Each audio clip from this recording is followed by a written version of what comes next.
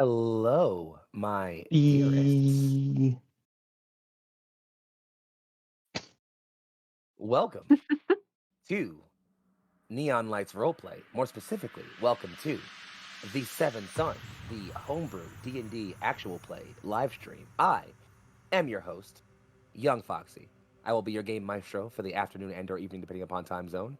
And I have below me 5 wonderful adventurers who are ready to continue their tribulations and adventures through the sands of Zor'aa. I'd like them to take their times to introduce themselves in overlay order, starting on my directly under me on the far left with Tate. Whenever you're ready, love, take it away. Hey, my name's Tate Washburn. I'm playing Wolf, the beast shifter barbarian, who's just trying to bring as much werewolf boyfriend energy as he possibly can to this stream, although little tore up about things this time, so we'll see how well he does at that. Do we have a question? I might have missed a question. You know what? Your question for today is... I shouldn't have reminded him. Nope, I got it. Your question for today... Yeah, this is on you. Yep, your question for today is... Where will your character go when your journey is over? Yeah, I mean, assuming this journey in particular looks like it will end with like this quest, this prophecy being over, he'll probably return home to like the hometown he grew up in, just to say, hey, it's done, we've done it. He would almost not want to, but he's like, I better tell them, because it's gonna be a little like weird for him to be like, hey, I have succeeded, I've won. As much as he's confident in himself, this is a thing he was never really thought he'd actually achieve. Of course, makes perfect sense. It'll be weird. Mm-hmm. Michelle, whenever you're ready. Hi, I'm Michelle. I'm playing Mitzton Quaddle, our Quaddle Folk Wizard. Got it right this Nailed time. it. We're not wizard Quaddle folk today. Folk Wizard. Wizard folk. Wizard folk. Wizard folk. Anywho, Mitz is a he, him today. Please respect those pronouns. Yes, we respect pronouns on this channel. Otherwise, wow, Mitz has just had a huge fucking thing dropped on them last session, so they're not feeling too great. But, as for what they're going to do when the journey's over, I think, well, family's important, and I guess both Mitz's new family and I guess mortal plane family are important. So I think Mitz is going to want to take Z and possibly Shaira on a trip back and visit their family back home in the far jungles. Especially because they have probably less worries about assassins wanting to come after right now. I mean, things happened, so. Fair enough. That's really sweet. I like that. I hope we get that. That sounds like the good timeline. I like that. Dan, whenever Me you're too. ready. Hey, I'm Dan. I'm playing Mako Sky, the possessed suit of armor. And when the journey's over, probably go see what's left of my family and return the armor to them.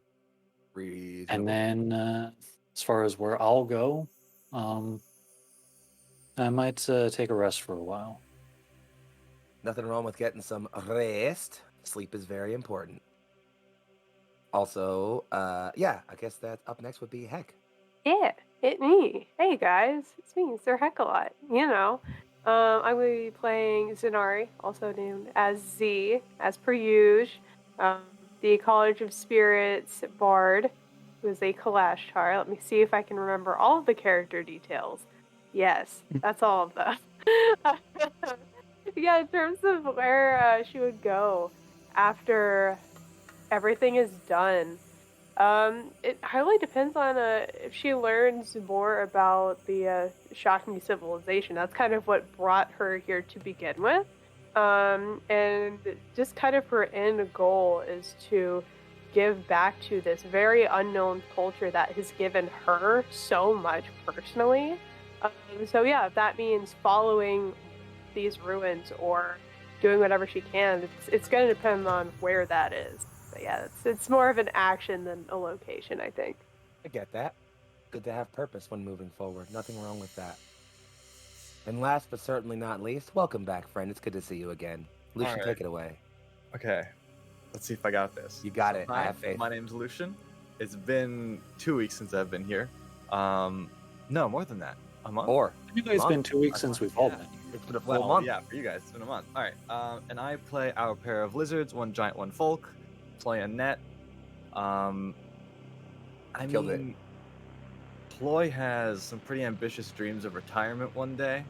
Now Got a that he's got- 401k you sitting on? Yeah. He plans on one day after he retires from being a hunter,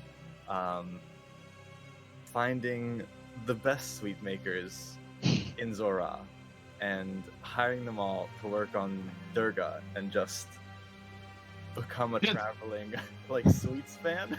Man, So yeah, that's you're gonna be a flying hostess factory. He's gonna. That's what you're telling me.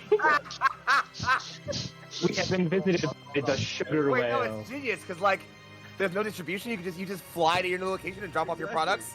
Like, Yeah. oh my god, Yeah, it's like, genius. it's actually that's so good. great It's like- marketing. Have y'all like ever Actually, like, you call driven them by pretty a well. hostess factory? Like it always smells so good when you're driving by. So she's gonna be I love it. flying Just by. wafting It's over gonna smell with great. oh man, that's great. That's honestly, And just every single bloat whale shaped confectionery you could ever dream of. every It's well-shaped all- confectionery. I love it. It's all there. I am so here for it. We got it in I love it. Oh, that's great. That's wonderful. Well, in that case, besides Party Whale Industries being founded, Party Whale Bakery is being founded at, in the future. Besides that, I'm Young Foxxii, aka Big Foxxii, also known as your favorite fox. And I'll be burping, but besides that, I'll also be your game maestro for the show, and I'll be playing all the people who aren't these people. And let's start, if you don't mind, with an intro scene. We start off in a cave, a rather, well, familiar cave, honestly. It's warm against the hard brazier fire. Excuse me, again, had a ginger beer. Oh, man. So, a large brazier fire is working.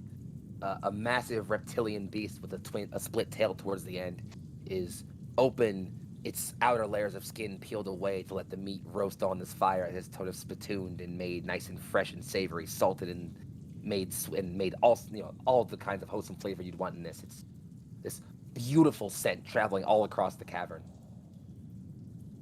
The inhabitants are mostly reptilian, which isn't uncommon for people who've been in Zor'aa. But they're not all Sithani. In fact, some of them are a fair bit taller. Their musculature, their poise, proud and strong like a people who've spent their lives living off the land.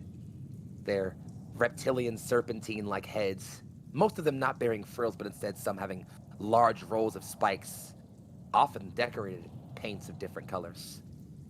Many of them are going up to this roasting animal and lopping off large pieces, picking it right off of the fire and just into their mouths and immediately devouring it. Some of them aren't even grabbing fully cooked pieces, just still bloody or half raw, just lapping at it. And as they're enjoying this, there are two individuals seated in a small circle against a rug, as is traditional for a ceremony when a son returns home. They sit, having been quiet for several minutes, no conversation had, but a sort of mental back and forth being waged with their eyes and gazes alone. A twitch here, a raised eyebrow or eye ridge here. And then, Kaltai Khan, the man known as Lightning Keeper, speaks up. So a test then, boy. Let's see if you've learned anything in all that time you've spent running from me. Why does it always have to be a test? Life is a test. Didn't I teach you that? Then let life test me. That's the spirit. Oh, excuse me. And with that, we'll cut over away to a slightly different scene. Where we last left off, our party had explored the nest of bloat whales and come across, well, interesting creature. A god beast, actually. A bloat whale on the scale none can fully understand or comprehend. A massive creature. They negotiated with this creature, and after a long time and conversation, decisions being offered, it was decided that they would be offered the assistance of the bloat whales. The storm children would be able to use them in their coming war effort. As the party set about to travel, meeting back up with Nikali and Joshua and the rest of the ship in Alsal, a sandstorm hit. And something, perhaps fate, found them spending the evening in a cavern. And not just any cavern, a chamber of ascension. Stepping forward, enveloped in a haze of blue gem light, 3 people stepped beyond the veil. Zanari, Mitz, and Ami. And in the end, in order to pass forward, one of them could not return from that veil. And as the light haze settles, as it all comes back to you, there is Zanari and there is Mitz. So I'm going to ask those of you who are there, in a slightly different order, what your reaction is as the light fades and you can see your friends and you come to. We'll start with you, Mako. The last thing you did as Ami ran forward was attempting to lasso. You tried to make a lasso of rope, which was a smart move, I think, on the fly. But the sort of intense rush of energy blew you back off of your feet. You fell as the sort of light fades away, and to you, almost no time has passed. There was this instant haze of light, this force blowing you off your feet, and then there's just Zanari and Mitz there. So just briefly, if you don't mind, where are you at right now? What's your sort of first reaction as you're kind of coming to? So my first thought upon seeing the light flash and then disappear is, are they okay? And it's not until taking in the scene and getting the sense that Mitz and Zanari are both okay that I realize where's Ami. And so I have a question I would like to ask the 2 friends who just ascended briefly.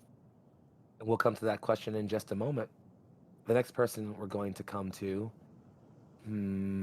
what's the most cinematic way to do this? Let's go to Zanari next. So you were in that instance. You were there. You processed it all. You were a part of it all. And you certainly feel, well, a lot has changed, but certain things about you, specifically, have also changed. And as the light haze settles and you are left standing there next to Mitz with Wolf and Mako in the distance, briefly, where are you right now? Well, I mean, it's a lot for her to take in at one time. The hardest part being, like, even though she knows she has not lost her child, like, her child's not there anymore, and like that's still like very sad and kind of hard to process. So, kind of seeing the shock on all party members' faces now that the light has settled again, and still just thinking about what happened, whether like so many questions. Have we partially ascended? Have, you know, what does this mean for Mitz? What does this mean for everybody else? There's just a lot of confusion. It's kind of racking her brain all at once. And yeah, I think she's just gonna continue crying. Like, honestly, it's just, she's overwhelmed at the moment. And as Zenari stands there, overwhelmed with emotion, we'll pan the camera, as it were, directly across. Miss Tonquaddle, you were also a part of that. Well, that. And as you come out of it all, the light haze settles, and you see yourself across from Zenari. You can feel Wolf and Mako not far behind you. Briefly, where are you right now?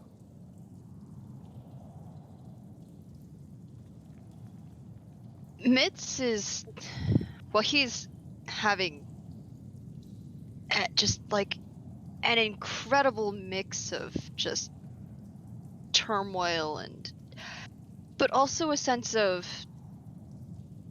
maybe not relief, but like that edge where you're just about ready to let go, but you aren't quite there yet. Like he still has like Z's hand in one of his, and his other's kind of a little bit bereft.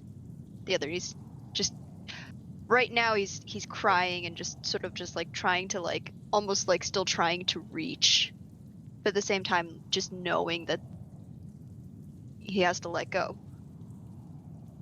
The last stages of grief can often be the hardest. And as we leave the two of you to process your grief, Mako in the distance, wondering what's going on, the last person left to pan to in this scene is Wolf. And as the light haze fades, you are briefly blown back a bit by the force of wind. The light settles, and you see Zenari and Mitz, hand in hand, crying their eyes out. Mako in the distance, confusion on his faceplate. Briefly, where are you right now? This force that pushes him back, just for like clarification, does it stop immediately, or does it like he have a second where where Wolf can't move forward, but he can see what's going on? You are sort of blown back by the force for a bit, and kind of like simultaneously kind of blinded by this light. As you kind of like, shake your eyes out, the light kind of fades away. The force is gone. You can immediately move again. It's sort of like all Because like if the force stops immediately, Wolf isn't thinking about it. He's already sprinting forward, and like if his eyes aren't working for a second, he will literally just run forward and scoop Z and Mitz up, or at least get between them and wherever he thinks danger is, but Wolf doesn't know where it is, so it might end up being like almost like a quick circling motion, because he went full werewolf, desperately trying to get towards them. And I think that for a second he's not going to be able to think about anything. And it's just going to be get between them and danger, if not literally move them out of the way of it. But with not being able to see for a second and all of that, I think it's more of like he ends up just like dancing on all fours, like around them, face sort of whipping back and forth wildly. And it would take him a second to realize that Ami is gone. And for a second, I don't think he can speak because he's shifted, but also because he doesn't know what to say, I guess. And even as he sort of unshifts back to a person, it'd be like he has a very tight expression, and he's sort of looking around, and I don't know that he knows what to say. As Wolf bounds forward in his fully shifted form, takes a moment to take in the reality of the situation, there's an awkward sort of momentary silence. Even the wind kind of pauses for a bit as you all collectively process. And thus, as Mako approaches to ask his question, as Wolf takes his moment to process, as Mitz and Zenari again continue crying, the scene is yours, my loves. Mako's gonna look at Wolf. Okay. Or, sorry, Wolf's gonna look at Mako. Sorry. I got those names back.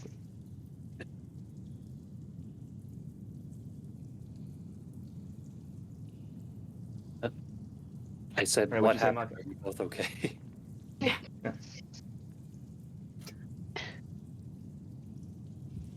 I mean, being here, we're okay. Right. On hearing What this, happened? Mako looks around. Wait, Mako actually looks around at the scene and then asks his question. Where's Ami? What happened? So you know how I was talking about, looking through here. This is the real deal. This is a place of ascension. And we all entered that place behind the veil where ascension occurs. And a voice asked for, I guess, us in general, to ascend. But Mitz had a very smart solution so that we all wouldn't be consumed to godhood. We all shared it. We all had these strange shards of divinity in us. I guess I'm still processing that. I'm not sure what that means. I'm sorry, I don't really have a larger explanation. No, I'm sorry. I'm not interested in that. And Wolf's gonna turn to Mitz. What did you do? Did you do the thing you didn't want to do? And Wolf doesn't want to hear any other explanation other than that. It's did you destroy Ami? I didn't. Did you fall? But I might as well have. You didn't She's still try alive. to. You didn't She become that other thing. she's still here. It's just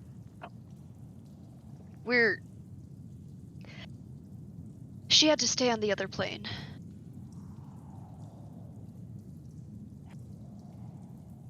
Okay. Yeah, that was gonna happen.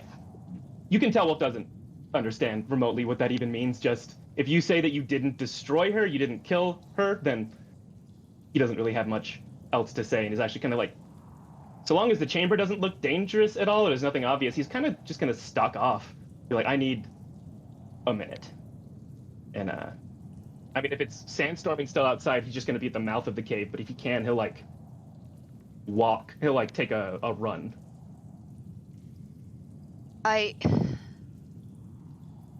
And Mitz is still kind of clenching that hand that Ami was holding, and is I think we've all, the three of us, we ascended, but Ami already had a bit more. Mhm. And gods can't interfere with the mortal plane as...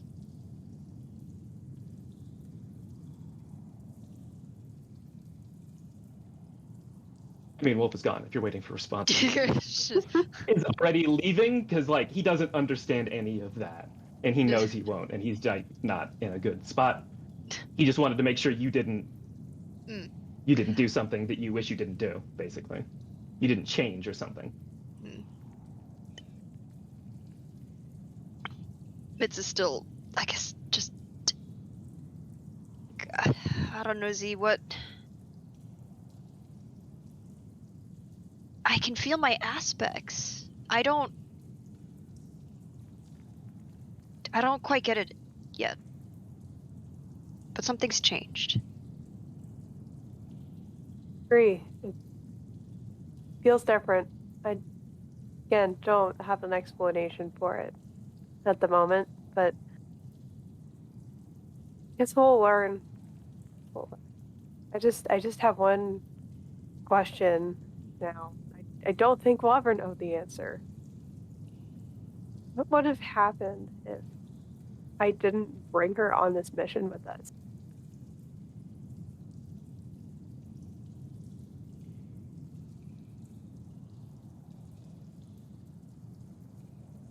I don't I get know. the feeling she would have snuck along anyway. I don't know. Fair. But I get the feeling that maybe one of us would have had to stay.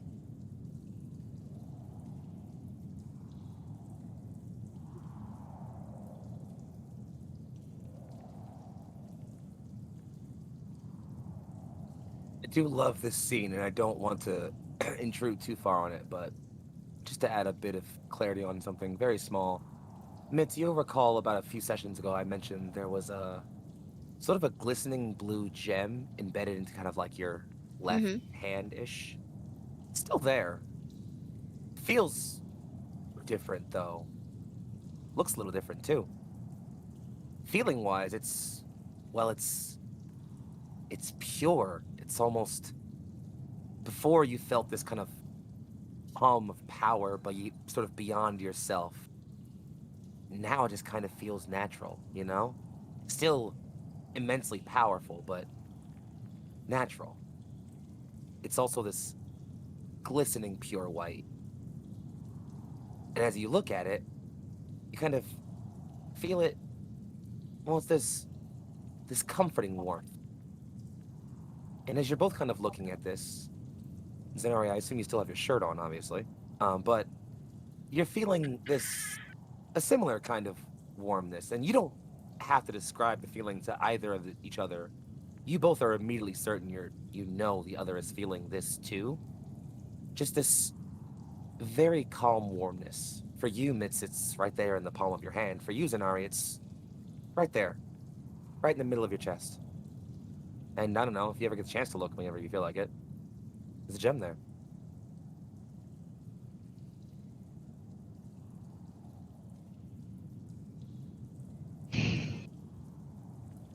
Well, guess we can't wallow about all day, huh?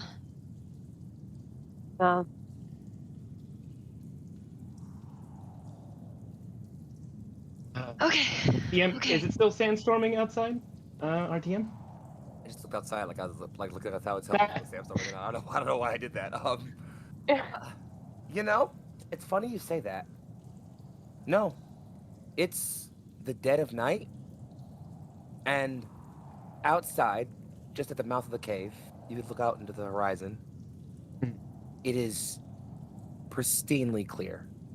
Not a single cloud, not a haze of any light, just a glistening curtain of stars and moonlight.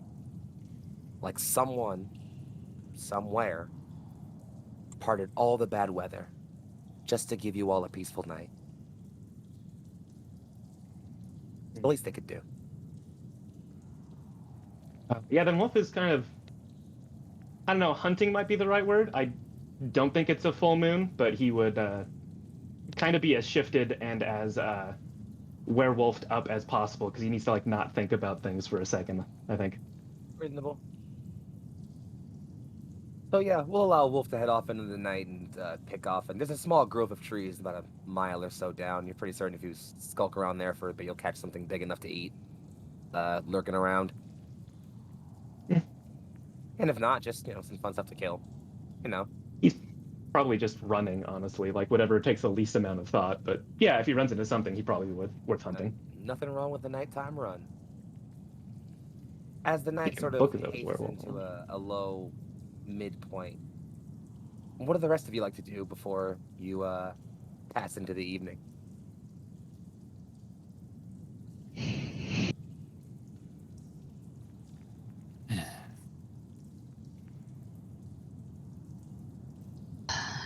Oh no. Mitz does not want to think about doing things, but at the same time, Mitz is like, oh, fuck, we have to report. We should report into someone. I don't want to talk to people. I mean, out of character. Do we? Is this really something? I mean, we could ask Lady Temin what she thinks happened, but this isn't exactly a mission thing that Right, we need to but talk to the the Storm bloat Children whale about. situation, Mitz is like, Oh, did we ever explain about the bloat whales and I guess we were going to do that while we were camped here and we got distracted, so. So I think that was one of the things on the docket, but then the two archaeologists were just like, But ruins! what Yep. ruins? It's almost like I gave you that on purpose. Anyway. Fuck. it's like, So- god damn it. I don't, again, want to interrupt this scene or anything, but something pertinent that you should all be aware of. Mm. It's sort of later in the night. Oh, I'm coughing so much. Excuse me. All right, that's the ginger beer going through me. So, as you're hazing through the midpoint of the night for a bit, Wolf, you're out kind of getting a good run in. Just honestly, like this kind of like large dune you kind of like have all tucked into this cave in. You're kind of just circling the dune, just running it. You do like you lap it a couple times into the night, and you're kind of not really letting your brain focus on anything. And so the thing your kind of lizard parts of your brain instinctively focus on are almost kind of like the terrain. You know, you kind of like start like naturally mapping out the the way the dunes curve and arc and the way the sand hills move. And on like your third lap around, you're pretty got a set idea of what this place looks like. That hill on the left is not where it used to be. You don't think about it though. Keep moving. You kind of come around again. No. Okay, wait a minute. That hill was definitely a little bit more to the left lap on my last lap around. Being all shifted, does it smell different? Oh, it's funny you say that. It fucking stinks. Like rotting meat.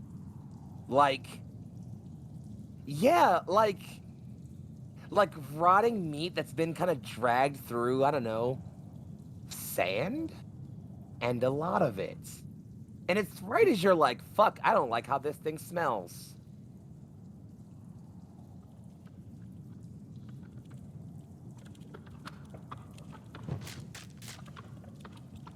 As you're noticing, that hill starts moving a little bit, and these kind of things jut out of it a little bit at a time. First one, then another, then another, then another, then another, then another, and then this really big one comes up. And this isn't like an appendage, like a leg. This one's got a pincer at the end of it, a really fucking big pincer. And at that point, you're like, ah. It's a giant fucking scorpion. And it bursts out of the dune. And you start seeing it's like just this huge figure clittering about the sands. And for a big, it's again, several times your size. It's fast. It just, it's clittering about, just jutting its head back and forth. And its kind of feelers at the top of its head are just jutting back and forth. And you're pretty certain it's sniffing something out. Probably the couple of flesh-based things hiding in that cave right next to it. I mean, Wolf would probably straight up just attack this thing if he thinks he's got the drop on it right now. So I want to like not even. Oh yeah, no. Protect people, but like I want to kill something. Oh yeah, no, and I want to get to that. So the three of you loves inside, my three lovely folks inside, you're all setting up your camp for the evening, ready for a somber evening in. And then you see, well, here, this explosion of sand, just like for a moment you're almost like, did a cannon round just impact outside? All the sand gets flung up, and well, then you hear the that, and you're like, no, there's something outside, and maybe you're a little relieved because it's, something to take your fucking aggression out on besides, your feelings, and so you run outside, and outside you notice, well, a giant fucking scorpion. In fact, Z, you were, as you were going through one of those basic biology books with Ami once, there actually was a page on one of these. They're called Zoran devils. It's not her Zoran devil. No. It's not. It's a different one. Yeah, but still. And now you're all kind of like, okay, so maybe we should get ready to fight this fucking thing. When a large fur-like blur impacts the side of it, just smacks into the side of it, full force, and just starts scurrying all around it. It's like, it's flinging its claws around. Wolf, I want you to go ahead and roll me either athletics or acrobatics twice. If either of them pass, you get an attack roll for each one. That's Wolf would also be raging, so do I get advantage at that? If you are, yeah, you know what, yes. In which case, both pass. Go ahead and give me 2 attack rolls. All right. For fairness, we're gonna wear it up so it's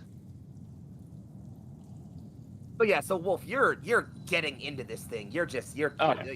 you're ripping at it. You're clawing at it. That Mhm. first hit kind of like you get at it a bit, and you're like, I can almost get at it. Like you kind of dig into the Mhm. armor a bit, and you pull at it, and it almost kind of like bloodies your nails a bit because you can't really get that good scale up. But then that Oh, second sorry, that attack. would be. I didn't add raid damage, so each of them is +2. to Oh yeah, no damage. damage. I got damage. The Yeah, first one actually, the Yeah. first one technically doesn't hit by 1. That's why I was Yeah, okay. doing that. That's fair. But the second kind of like, I just swing around again, you get that second claw, and you kind of dig under the scale, pull up a good chunk of this thing. It rips and roars at you, and like I was kind of like trying to like claw back at you a little bit, trying to like kind of get at you, try to like grip at you, and you're pretty effectively kind of swatting this thing away. How did the rest of you all go to react at first? Don't give me any actual actions. Don't roll an initiative. Just how did the rest of you immediately react to this? If Ploy were here. If only. I mean, is that the thing you say? Probably help him. Yeah, I agree. Thing that Rika told us to run away from last time. There's a specific one we should run away from. Yeah. But this, Mitz, we you can can handle. remember from what you saw, this thing is definitely not that big. It's big as fuck, but it's not that big. It's Yeah, big, it's not big. So then where's Ploy? Man, I kind of wish Ploy was here and Net. Ploy is facing his greatest challenge, diplomacy. So you're all wishing Ploy were there and thinking about what to do and watching a large furry wolf fight an even larger, not so furry scorpion. And as you're all kind of prepping, Zanari, you kind of start readying yourself, gathering your magical energy, drawing your sword if you wish, anything like that. Mitz, you open and you start like kind of like forcing your magical energy through in your own energy. Mako, you draw your knife blade to get your crossbow out. Like you're all ready to go. You're all getting ready for this combat. And in the distance, you all are pretty certain you start hearing drums. Like actual drums. Down. And then Wolf, something hits right next to you. You've been dodging this thing's like claws for a bit, so you almost don't think about it at first. But something hits right next to your head, and at first you're like, okay, dodge the claw. But then you think about it, and it's like, no, that pierced into it. And then another thing hits like next to your head, and then a third one, and then you look, and there are javelins sticking into this thing. And then another one, and as you're looking, a couple of these javelins have chains on the end of them. And you hear this whoosha, and this hard pull, and there's this really strong force just forces this thing flat on its stomach. More javelins start pouring out of it. And then you start seeing kind of scurrying in the distance. And you all watch as out of that grove of trees I'm talking about in the distance, a band of about 12 or so, and you guys know how the fuck Ploy looks, 12 or so lizard folk burst out of the trees. Most of them are, on their feet. You can see they're drawing javelin, they're readying them, throwing them expertly. Some of them are also riding on giant lizards, just like hauling on the back of them, throwing, expertly riding around. And at the head of them, proud and strong, and wearing this kind of new bit of armor you hadn't seen them wear before, with this like big kind of like, you're pretty sure it's like a back skull? It's Net, just barreling forward, happy as all hell, tail flailing back and forth, and on top of him, holding the reins, proud and strong, lightning javelin in hand, is Ploy, just incredibly proud and strong. And you're looking because there's a pair of arms kind of like behind him, and just behind him is another lizard folk, pale skinned, covered in scars, and even more so, covered in tattoos. And he looks kind of down at Ploy. You can see this very, very annoyed look on his face as Ploy has this javelin in his hands. And Ploy hurls it. And you all have to almost cover your ears as this crackle of thunder bursts into noise all around you and lances straight through this thing. Like Wolf, you're almost like, it maybe singes like an edged fur or two. Nothing crazy, you're fine, but like just huge and like just And then Wolf, you kind of see this thing buckle and bray a bit. The chain still rattling to hold it down. And then you look up, and you're looking back into the cave where your friends are, because there's a 3 or 4 foot hole straight through the middle of this thing. And it just collapses over. Give it a good bite, make sure it's dead. Like, well, Yeah. It and yeah, so as you're all watching this happen, these lizard folks are again just still running around, circling it for a bit, you know, doing different things. Some of them are already coming up and like picking their javelins out. And yeah, Ploy and Net, you both just fried right up to your friends who are all, well, Wolf's still on the thing, taking bites out of it to make sure it's nice and dead.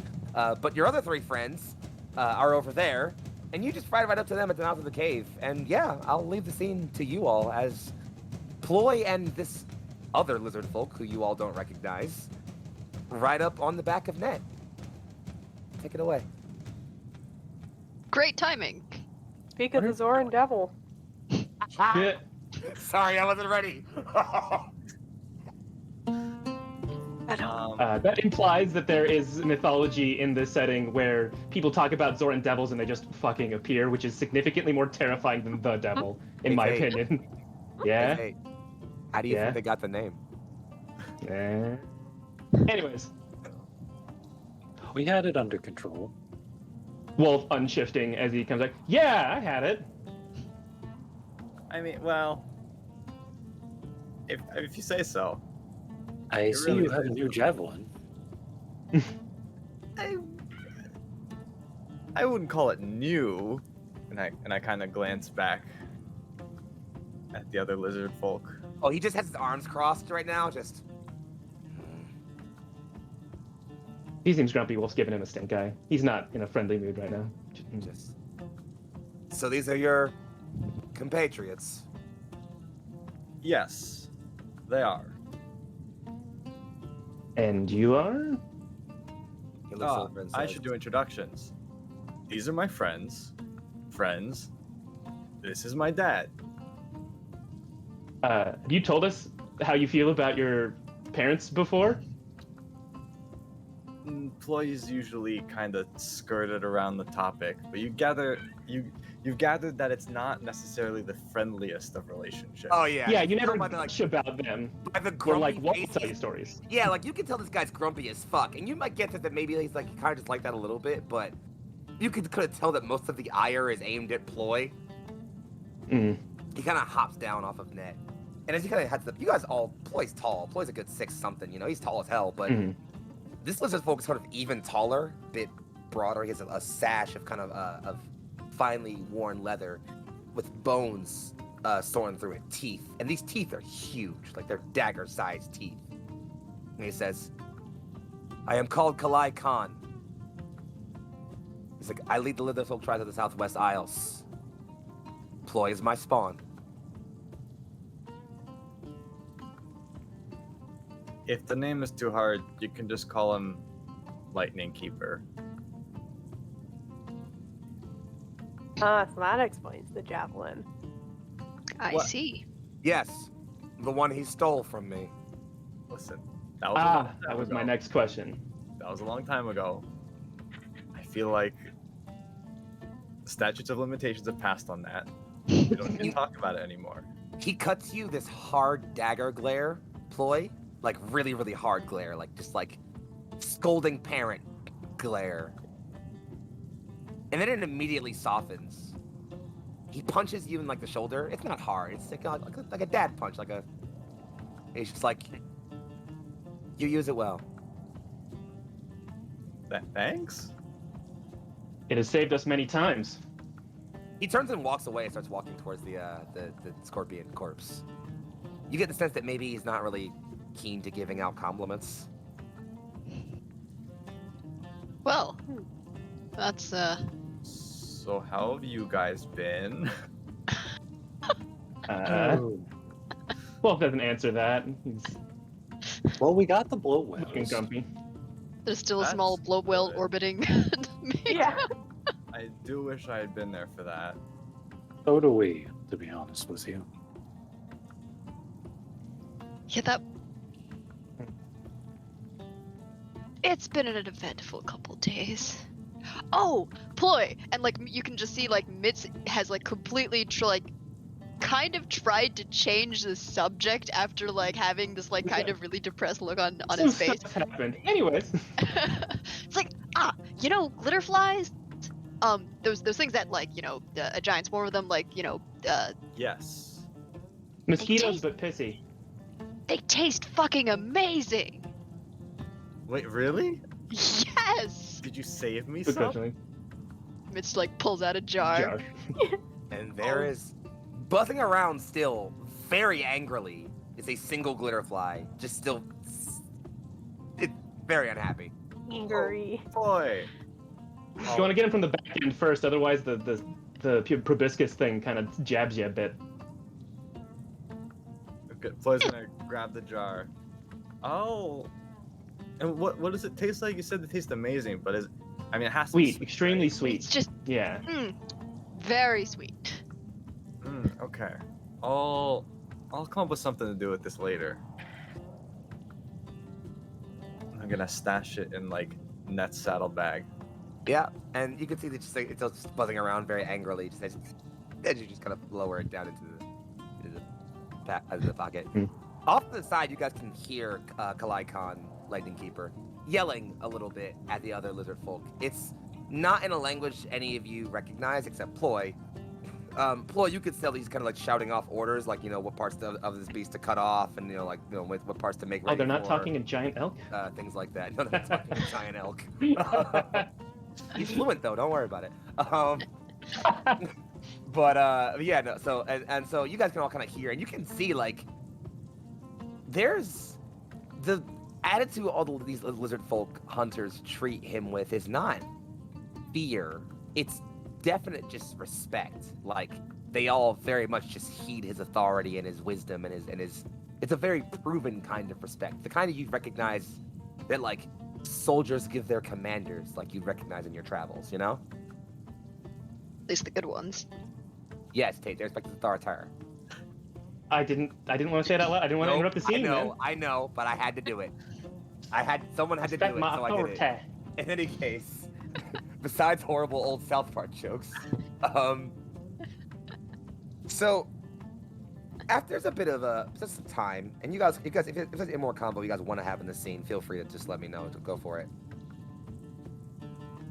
But otherwise, sorry, go for Wolf. No?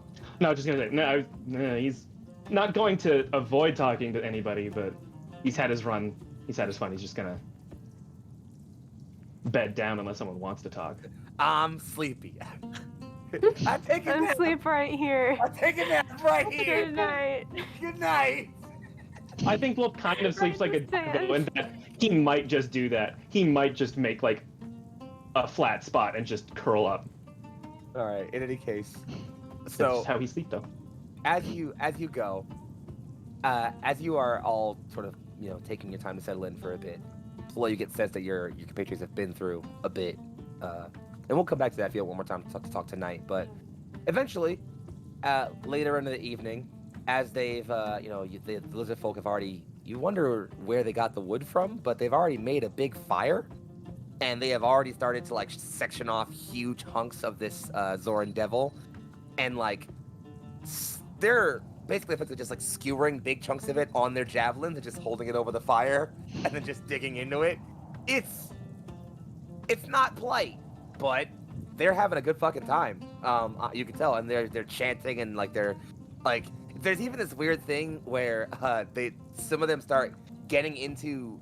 Like they'll kind of get a good piece of meat on their javelin, and before they go to roast it, two of them will start dueling back and forth with their javelins, but not like fighting. The goal seems to appear to be to skewer the other person's piece of meat on your javelin, and the winner gets both pieces.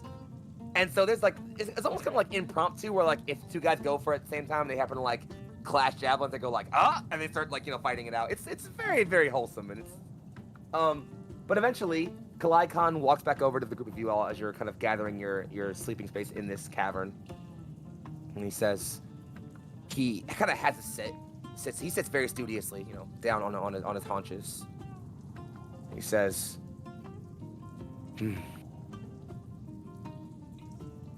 This world changes so fast, I think.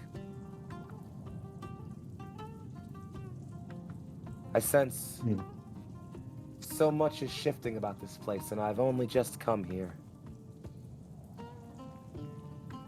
You all... You all are thin folk. He kind of actually leans over towards, you, Mitz, and, picks up an arm, and just Indeed. Scrawny, stringy folk. You see his tongue flick out once or twice, kind of tasting the air. But you taste like strong fighters. I sense you've kept my boy safe. He's in 1 feet. No, he's in 1 piece, is he not? Did he tell you about the pirates? Did he tell you about assassinating a king? That too. He Yeah. did. You actually briefly see, it's not much, but, the edge, the briefest corner of his mouth just kind of perks up a little bit, he did. Did he tell That's you about the correct the... answer, mind you. I don't want you all to coddle him. I don't need you all to look out for him. Ours is a way of taking and learning from nature. This world hardens and tempers those of us who are built for it, and breaks those of us who are not. When Ploy ran off with my javelin all those years ago, I thought my scouts would be finding his corpse somewhere off in the edge of the jungles, and I'd be picking up the javelin to put back in my statue somewhere soon and making a new son. I have several, after all. However, hearing of all your travels, of the compatriots you've made, of the regents you've killed, I am proud of you, Ploy. All right, and so when are you going home, by the way?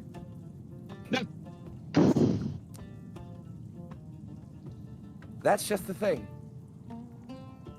I've been negotiating with your storm children. This war effort of theirs will require all the aid they can muster. They seem to think my hunters may serve some purpose. I could be saying that you'd be spending a lot more time amongst me, boy.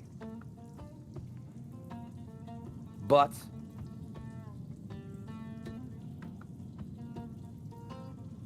I have gained something for you.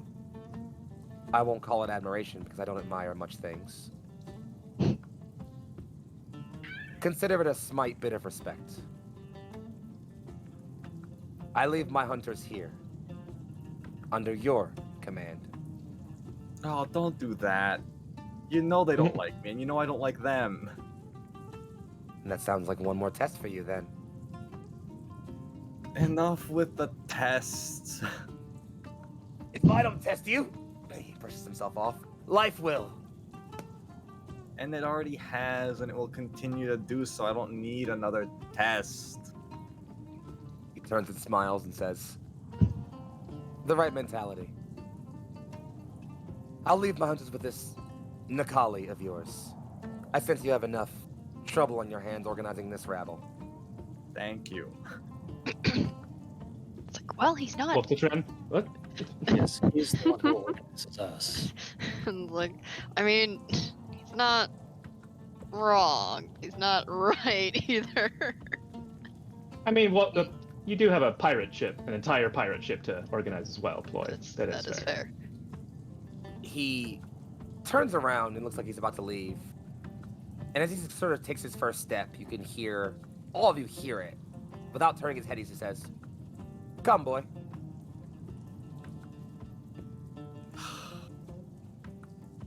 He starts to Fine. walk away.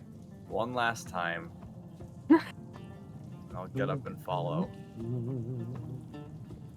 He walks you out towards the roast. Your other hunters are kind of all gathering and feasting still. Some of them look at you and kind of roll an eyebrow or look away, no, don't bother too much. Your father turns to you,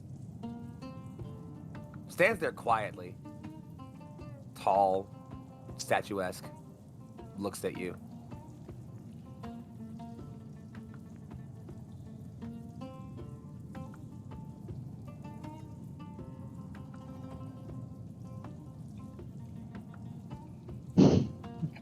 Very statuesque. If they're by the fire, Wolf grumpily gets up to get food, so it's probably going to just walk by them and sort of, in this moment of silence, like, All right, that's great. Then he's gonna go. Then he's gonna go just with his hands wrestle a hunk of meat off this thing and dare someone to try and fight him for it. Wordlessly, after several minutes of you two staring at each other, Kalai Khan reaches into one of his side pouches on his harness. Hold out a scroll. Shoves it directly at your chest. All right. Says, that scroll holds every hunting technique your ancestors have used, every great beast we've slaughtered, every kill we've brought down. How we did it is in there. You have not told me all of this, god beast. But if my son is to commit some great hunt, he should do so properly. Please tell me you have another copy of this and that you haven't given me the only one. He says, I have the only copy I need. All right. Get Mitz to make the copy. He then Thanks. he turns and starts to walk away. Doesn't say anything else to you. That's it. Like, and you can tell by the finality of the walk away, he's not gonna say anything else to you. No goodbye, no nothing. That's some of the conversation. But some of the other hunters who were looking in your direction, who saw this handoff, they stop eating whatever food they have skewered on their javelins, and they kind of hold it up and incline them towards you. Not holding the food out to you, but it's a gesture. Almost Salute. as if, like, recognition.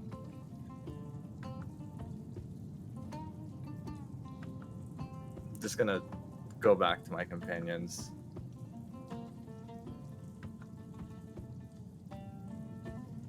You all, Not gonna reply. yeah, that's fine. Not a problem at all. You go to rejoin your friends. You guys sort of don't get any check-in from the lizard folk, but you get the sense that they'll probably pack up and head out in the morning or take care of their own. The night is yours, effectively. If there's anything you'd like to do for the rest of the evening, then feel free to do so.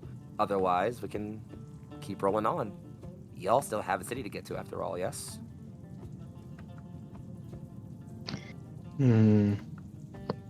Should we report in about the bloat whales? That would be important, yeah. Anybody else want to make the call, please? Oh, you want to handle this one? You know so much about it. What? What? No thanks. Ah, yes. Boy, the all-knowing. Whatever you say, we just pretend that's exactly what happened. Yup. Wolf does not say that. He just Clearly. points at the little one going over Mako. It's the only one we got, so. He retrieves the phone. We're gonna talk yeah. to Nikali or Temin? God, brain.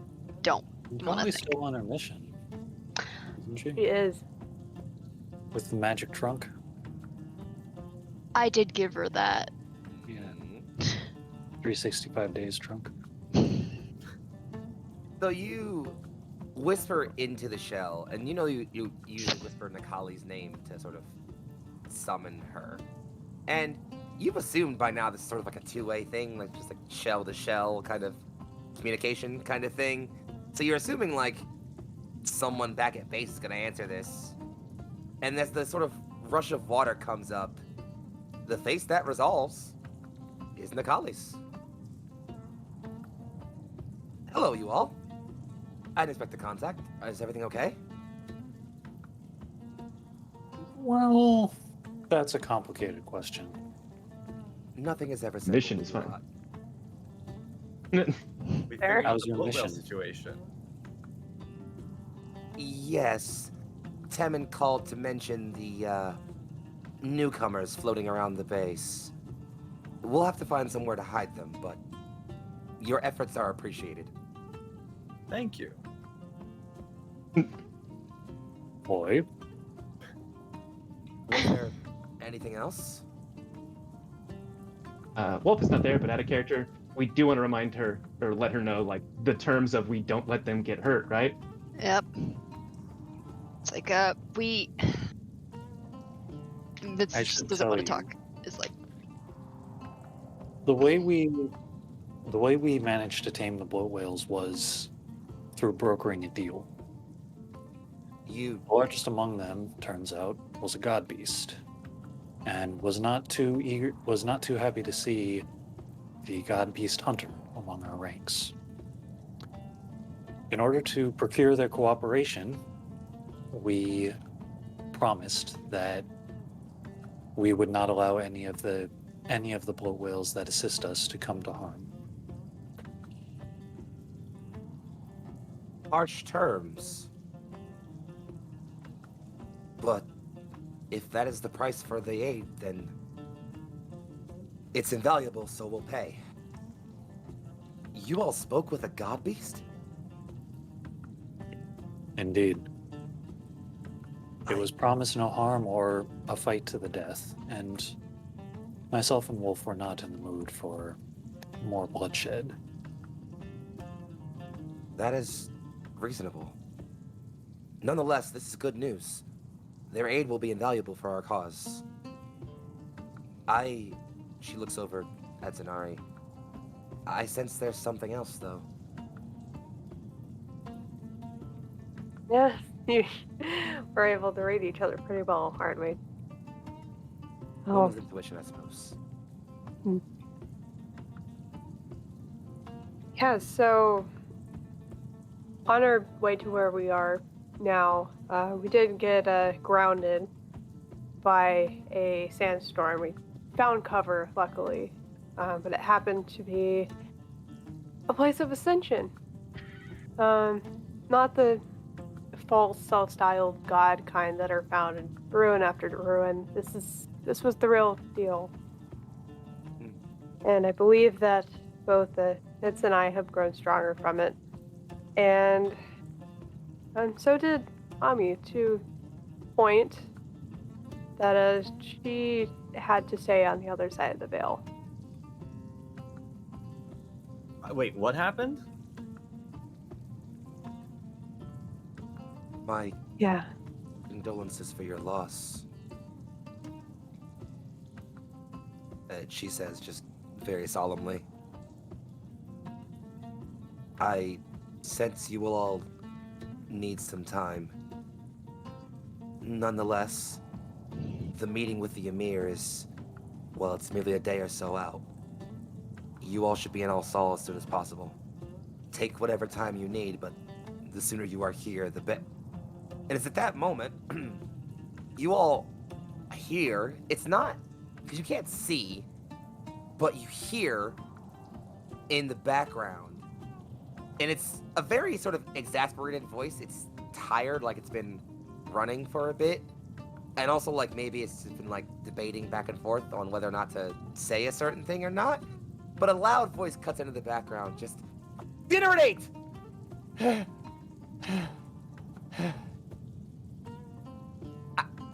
I'm going to go. I'll see you all soon. I hope so. Okay, bye. And she ends the call. I see her mission is going well. Side mission. Side quest. Wow. Or Joshua. Wolf is not there. Maybe we'll need to draw wedding plans. Okay, we're going that fast. Jesus fuck.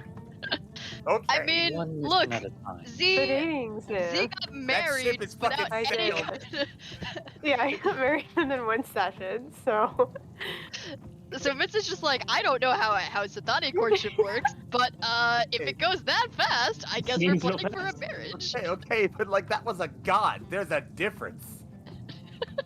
Okay, whatever. We can You debate don't the think logistics of Josh god is a marriage god? In some No. regards. We're not. We're not. Anyway, moving forward. So, Oh no. so here's what we'll do. As I don't want to belay too much more time, and y'all did spend a good amount of time in that scene, which was fine. I loved it. Mhm. So if you want, we can do a bit of a fast forward towards you guys kind of wyvern traveling to Alsal. Ploy, I know you hate wyvern travel. Sorry, sucks to suck. We'll deal with the coping later. It's okay. So the next day comes as you all wake up, shake off the past day or so's tribulations, gather yourselves. I'm sure some of you probably still have some negative emotions to work through, which is totally fine. All feelings are valid. The next day, that the husk of this Zoran devil is still mostly there. It's been like stripped clean of most of its useful chunks and parts and bits and bobs, though. The lizard folk hunters are all gone, including Kalai Khan. They're all gone already as you all wake up and get to your mornings. Your wyvern's still there. It's a little bit rowdy as it hasn't really gotten a chance to fly a little bit, so it's very, very anxious to get in the air as you all sort of approach it and get ready to mount up with your things. But you do so, with maybe some small logistical figuring out of how to get Ned up there, but it's eventually figured out. He kind of wraps his tail all the way around and kind of just, I got this. It's good. I'll be okay. But you eventually make your way back out onto the map, as it were. And true to form, you're not very far from Alsal. It's walking, you wager it'd probably be a couple days, but you get out pretty early in the morning, and again, as it hasn't been able to fly for a bit, your wyvern is very anxious to get moving, so it's setting a really, really good pace. And so you're certain you can probably get there before end of day. In fact, as you're kind of floating on along the winds, it's pretty standard. The day passes by. The weather's, again, pretty calm. You can see the remnants of that sandstorm that passed you still billowing off miles and miles away as you're this high up in the horizon. You can see it very far off in the distance, raging off towards like Boone and Wadal off in the distance off there. Otherwise, though, your flight is pretty smooth. If there's anything you guys want to do or talk about or have moments on while in flight, I will allow you to do so now. Just feel free to indicate as much. Yeah, I feel like Wolf's less grumpy, so he's probably checking in with Z and Mitz. Wolf mostly was just like, I have a lot of negative emotions, but this is a totally fair situation, so it just took him like, he's got to sleep it off, he's got to meditate for a bit, and now... Oh, man, maybe you are the edgelord. Now he's pretty fine. He's like, yeah, okay. Told you. He's just grumpy. He's just grumpy because he's like, I feel mad, but I don't have a reason to be. But he's better now. I mean, he's still not maybe as chipper as he would have been at one point, but he'd be checking on with both D and Mitz and just so. Sorry if I was a bit short. How are you guys feeling?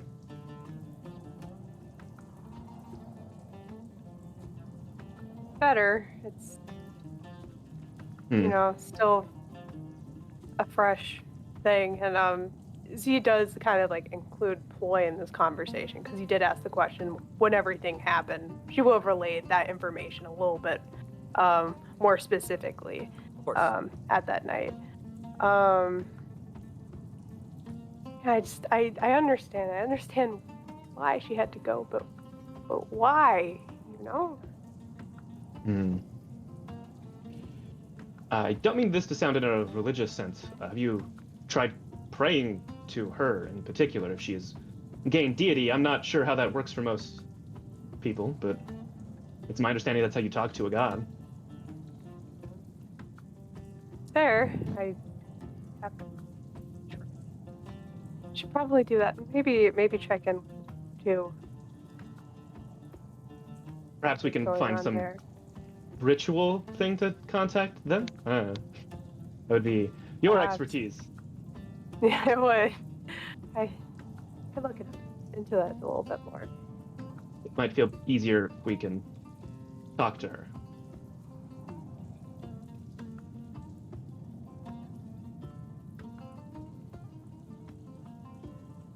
So you'll look over to Mitz.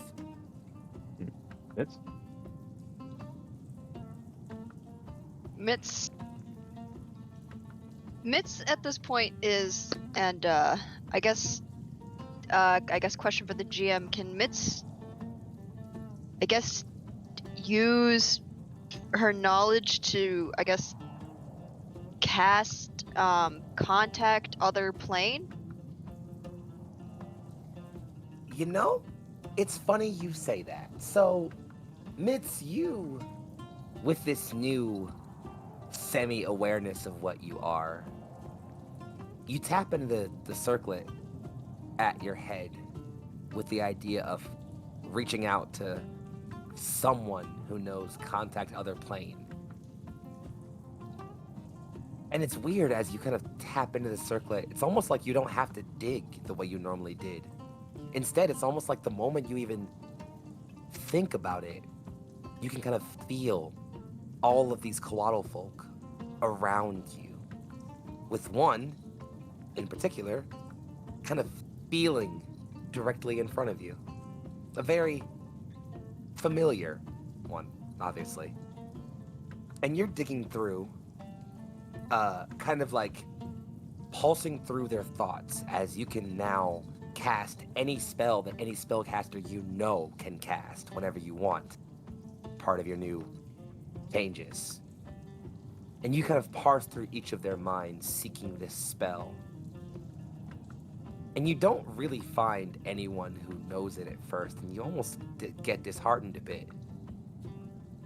And then, just as you're ending your search, as you're going through every coatl folk, and even some people beyond that, spellcasters you could reach out to beyond that, even because you could try, parsing through Z's brain for a bit, and Z, you kind of feel this weird feeling of kind of like a presence you recognize as Mitz, parsing through the section of your brain you can recognize as the part that knows all your spells. Almost as if she was like searching through a library. And it's the kind of thing where you could fairly easily know, like, if you didn't want this, you could just say, like, no, thank you, and she could just shut it out. But it's very quick, just shuffle, and she's like, no, okay, that's fine. And you're like, no, Few thoughts between friends. I don't know anybody. It's unfortunate. Then there's one kind of contact you get. A very soft voice that you have only heard for a bit, once, recently. But you recognize. I think I know that one. Yeah. Nathami's voice. But you don't need that to talk to me.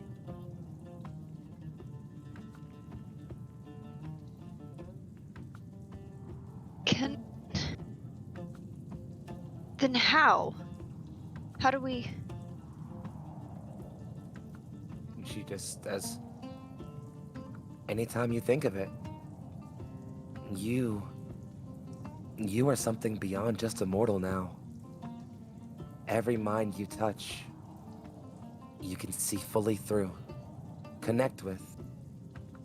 And that includes mine. I will always be here.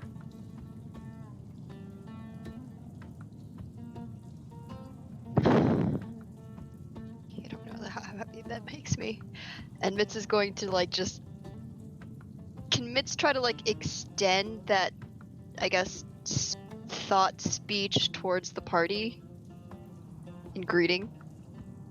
Brief. And not all of you get the sort of full wording of it. But as the wind kind of, is gusting past you all as you're flying, there's a brief warmth to that current, to the next gust that hits you all. And you all kind of feel this presence, like a warm welcome, like a hug almost, just wash over you all. And even those of you who weren't that close to her, you can firmly recognize it as Ami.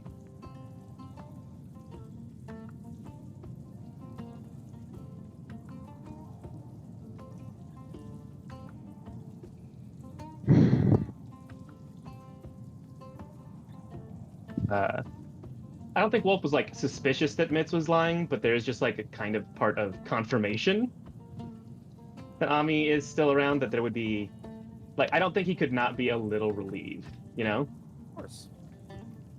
like he believes you, Mitz, when you said that, but just, there's a difference between having to believe someone and knowing it for yourself. I mean, Mitz kind of had that, I guess, same feeling, sort of like he knows, right? He Yeah. knows somewhere that, like, but it's not the same as confirmation.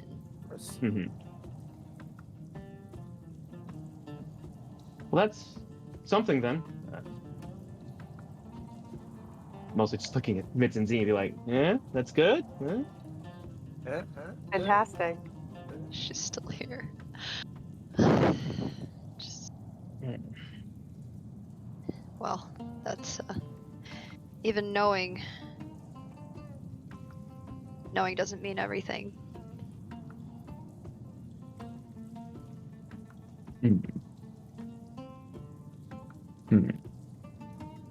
The connection you feel to her is kind of brief. It's fleeting. You get the feeling that it's not the kind of thing you can maintain for very long periods of time. It's almost like you get the sense that maybe she has her own otherworldly duties to attend to now, and she can't just devote all her time to you all, unfortunately. But she'll make time when she can.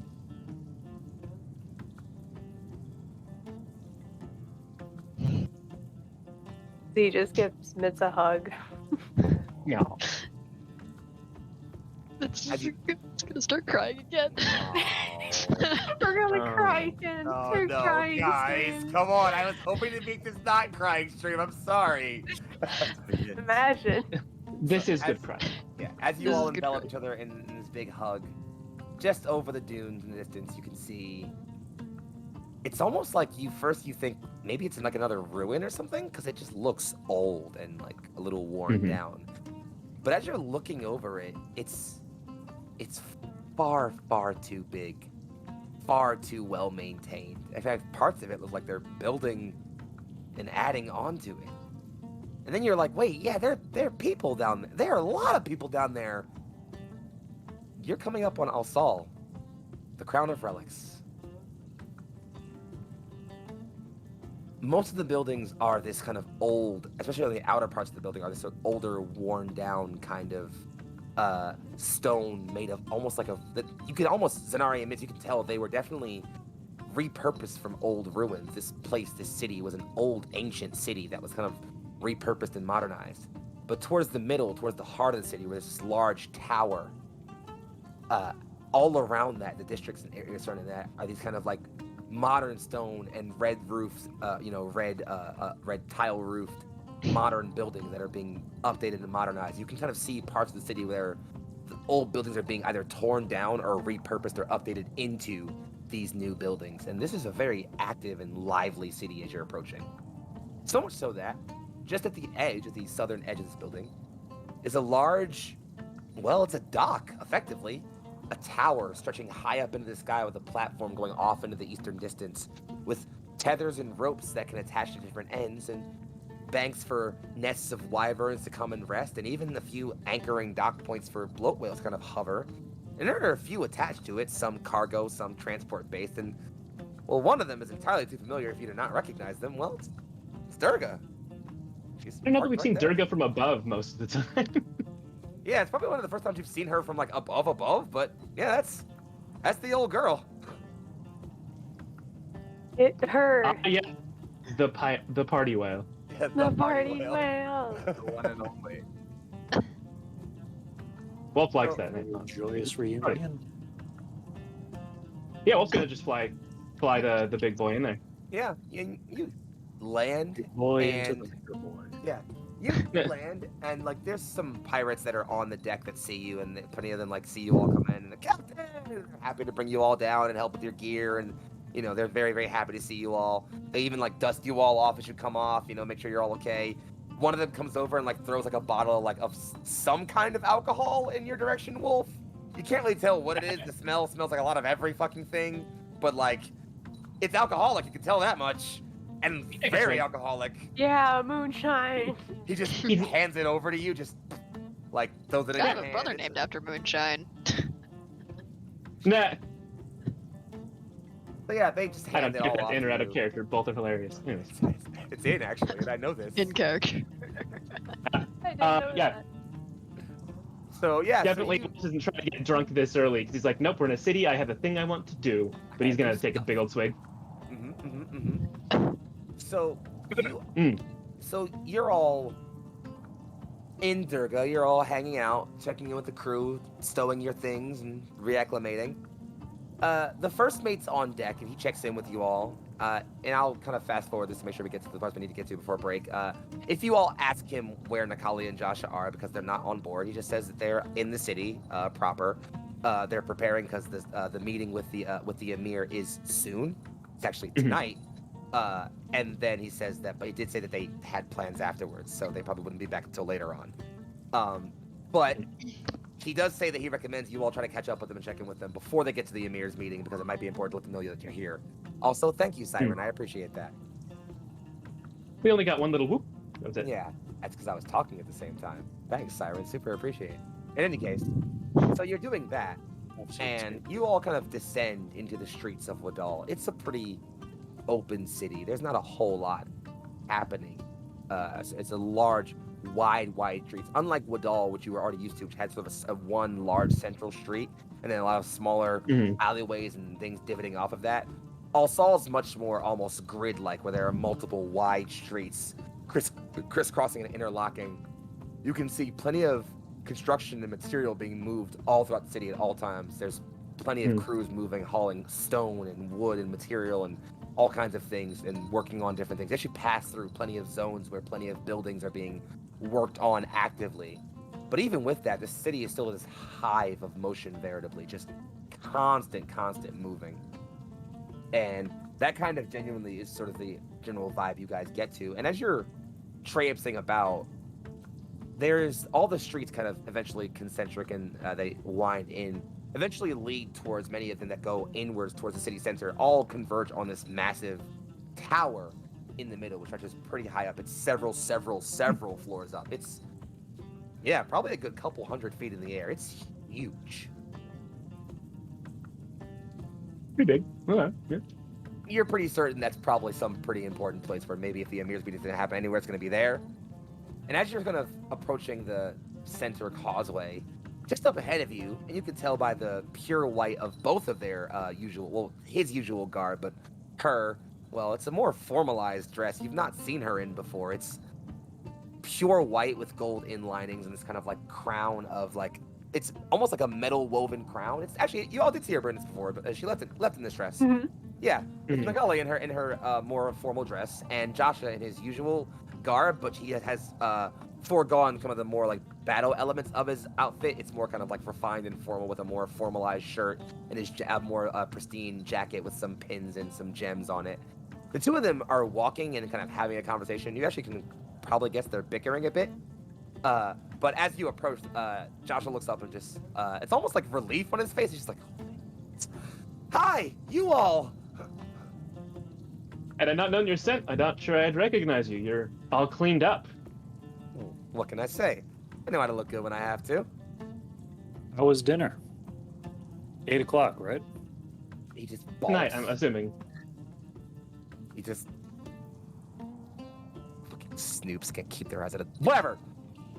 I'm glad you're all here. It's very important that you're all here in the city. As you all know, there is a meeting happening very soon with all of the Emir.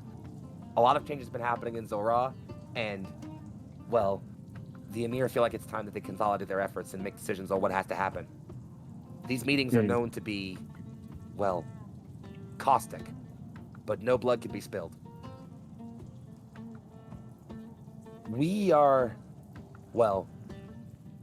can't have you all in there for, well, one of several reasons. Mostly that you're all wanted fugitives in at least one city-state here.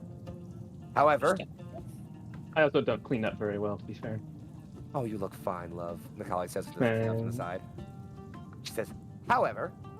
See, they're so tight. You all can accompany as my bodyguards.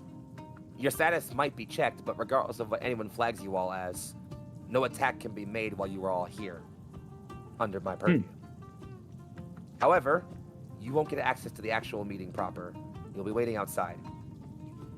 If you all wanted to keep us safe, however, and maybe, I don't know, get some prying ears in the conversation or two, I'd offer that station. Otherwise, you can all just wait here for us, or go about your business in the city. You can also split tasks. Some of you want to come with us, and others want to go elsewhere. Like, I only have something to commission for a blacksmith, but I don't know if we, after this, go back to, home base. I might be able to get someone else to do it there. I Not do sure if we'll think- stay here long enough. I do think after we spend some time here in Alsal, we should head back towards our enclave in the northeast. If anything, so much has changed that we have to consolidate our own resources as well. Once we know what the Emir's moves are doing, we can decide to make our own moves based on that. Whatever you want to do in the city, that's fine, but I'd like it if at least one of you came with us. Oh, I would like to come if I get to stand outside.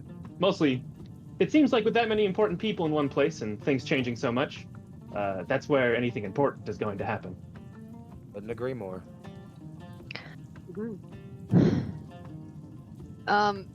Mitz has a question, if you would, Nikali. Hmm? What kind of magical defenses do they have around that meeting? Says, Nakali kind of looks up at the tower and just says, "This tower is an ancient monument. It was put here before the Emir were ever even known in Zor'aa. It is potently magically defended from the outside. From within, however, It's like, because Mitz has a. How would you feel about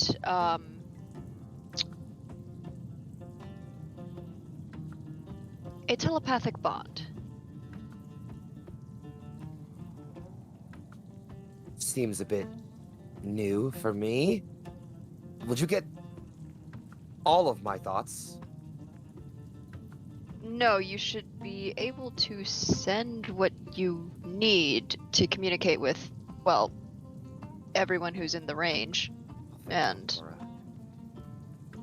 Trust me, otherwise, the times that it's happened to me, everyone would simply be getting a lot of smells and movement and things that no one else wants to have. A little bit, yeah. Okay. this is just kind of like, I mean, you should only be able to send what you're.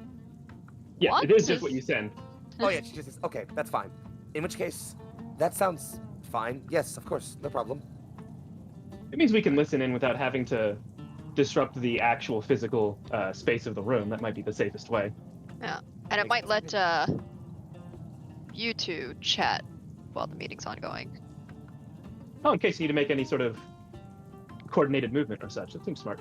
Dasha just says, "That does sound reasonable, actually."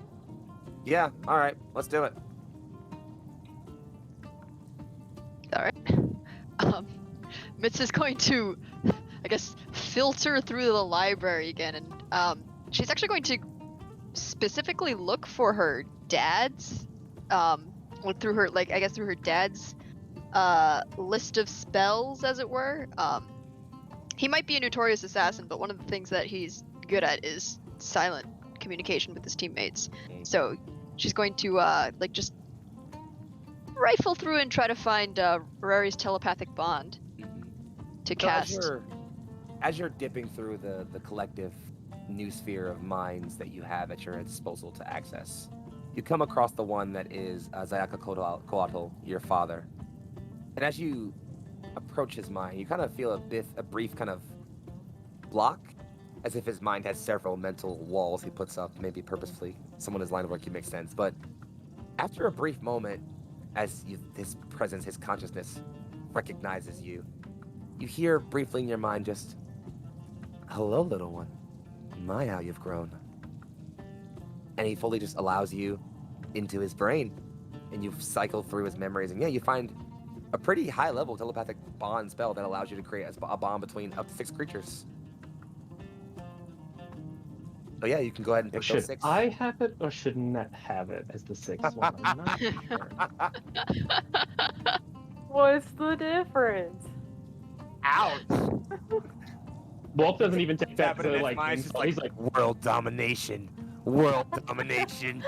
I think I think what Still Mitz doing that like gum lizard thing, or just Oh my I think what God. Mitz would like to do is actually take a bit of advantage of Z's natural inclination towards telepathic mental walking, and just kind of like, instead of having Z as like part of the spell, kind of link that mental plane into the spell so that he can link Joshua and Nikali as well as the rest of us, Yeah. rest of the party in. Fair enough. You do so pretty easily. Yeah, without a problem. So it's basically kind of like. So the way this functions is, Zanari, your sort of mental space for your communication kind of serves as the go-between for these sort of independent telepathic bond parties. One group A being Joshua and Nikali and whoever goes with them. Group B being whoever's with you and Mitz. Oh, so I'm the operator again. Yeah, exactly. Hey. You This did is it. making the group me, and I am the application group me. You are group me. I am group me. So you didn't just make the group chat. You are the group chat. I love this. So yeah, as you kind of see, like Joshua kind of crane his head a bit, just, oh, that's really weird. Yeah, that takes some getting used to, but I'll figure it out. All right, let's not bullshit around. Which of you are coming with us? Which of you are going somewhere else? Well, I believe Mako is the one who looks most like a traditional bodyguard if we don't want to raise suspicion. But if you want to put the pressure on someone and be like, hey, we're like, stick it to their eye a little bit, I think either Ploy or I might be more obviously one of the wanted fugitives. I'll take both of you. Look to Ploy. Not the- With like, what? actually- Okay. Okay. It doesn't have to be, that was just my assumption. We stand out a bit. I mean, the funny thing is, I actually meant Mako and Wolf, because those are the two you'd recommended. But that too, it's actually also fine. In either case, Look, Mako and I, we both have weapons without having weapons, if you know what I mean. We can also act quickly that way. very, very true. So, as you are heading into the meeting, we're gonna split this briefly. So, Wolf and Mako. Mako, are you cool going with the group? Yeah, Awesome. I was going to volunteer for that anyway. Awesome. I read your mind. So, Mako, Wolf read his mind. Wolf, As you I read your go- mind. I mean, you are all telepathically linked now, so. That's why So- I'm thinking it's funny. So, you all, as you four, you two, and Nikali and Joshua, head into the tower, and we'll come back to what that is briefly in just a moment. Zanari, Mitz, Ploy, and Net, you four are left to your own devices. Is there anything you would like to do with this time that you have to yourselves? I mean, like, I think Mitz is currently like rifling through I guess the best kind of like defensive spells, anything that like they can think of to maybe give just in case something goes wrong. But otherwise, Mitz is just gonna be like, architecture, we gotta Yeah, pretty explore. much. Gotta Yeah. explore. Fucking ruins! Ruins, man. I It's took the two architects every and time. I took the two archaeologists and gave them a ruined city. You're welcome. Also, to be clear, us who are going to be bodyguards in the meeting, do we still also have some time before this? A few minutes, about 10. It's only like 10. Wolf wanted to explore the city a bit, but... Oh, but there'll be time afterwards, don't worry. Yeah, okay, fine. Yeah, you guys will link up afterwards, and we'll deal with this, don't worry. So, you all go off Mitz and Z and Ploy. What do you want to do? I'll Right follow now. them for now. All right, in that case, Or the Keep your local. nose in the air.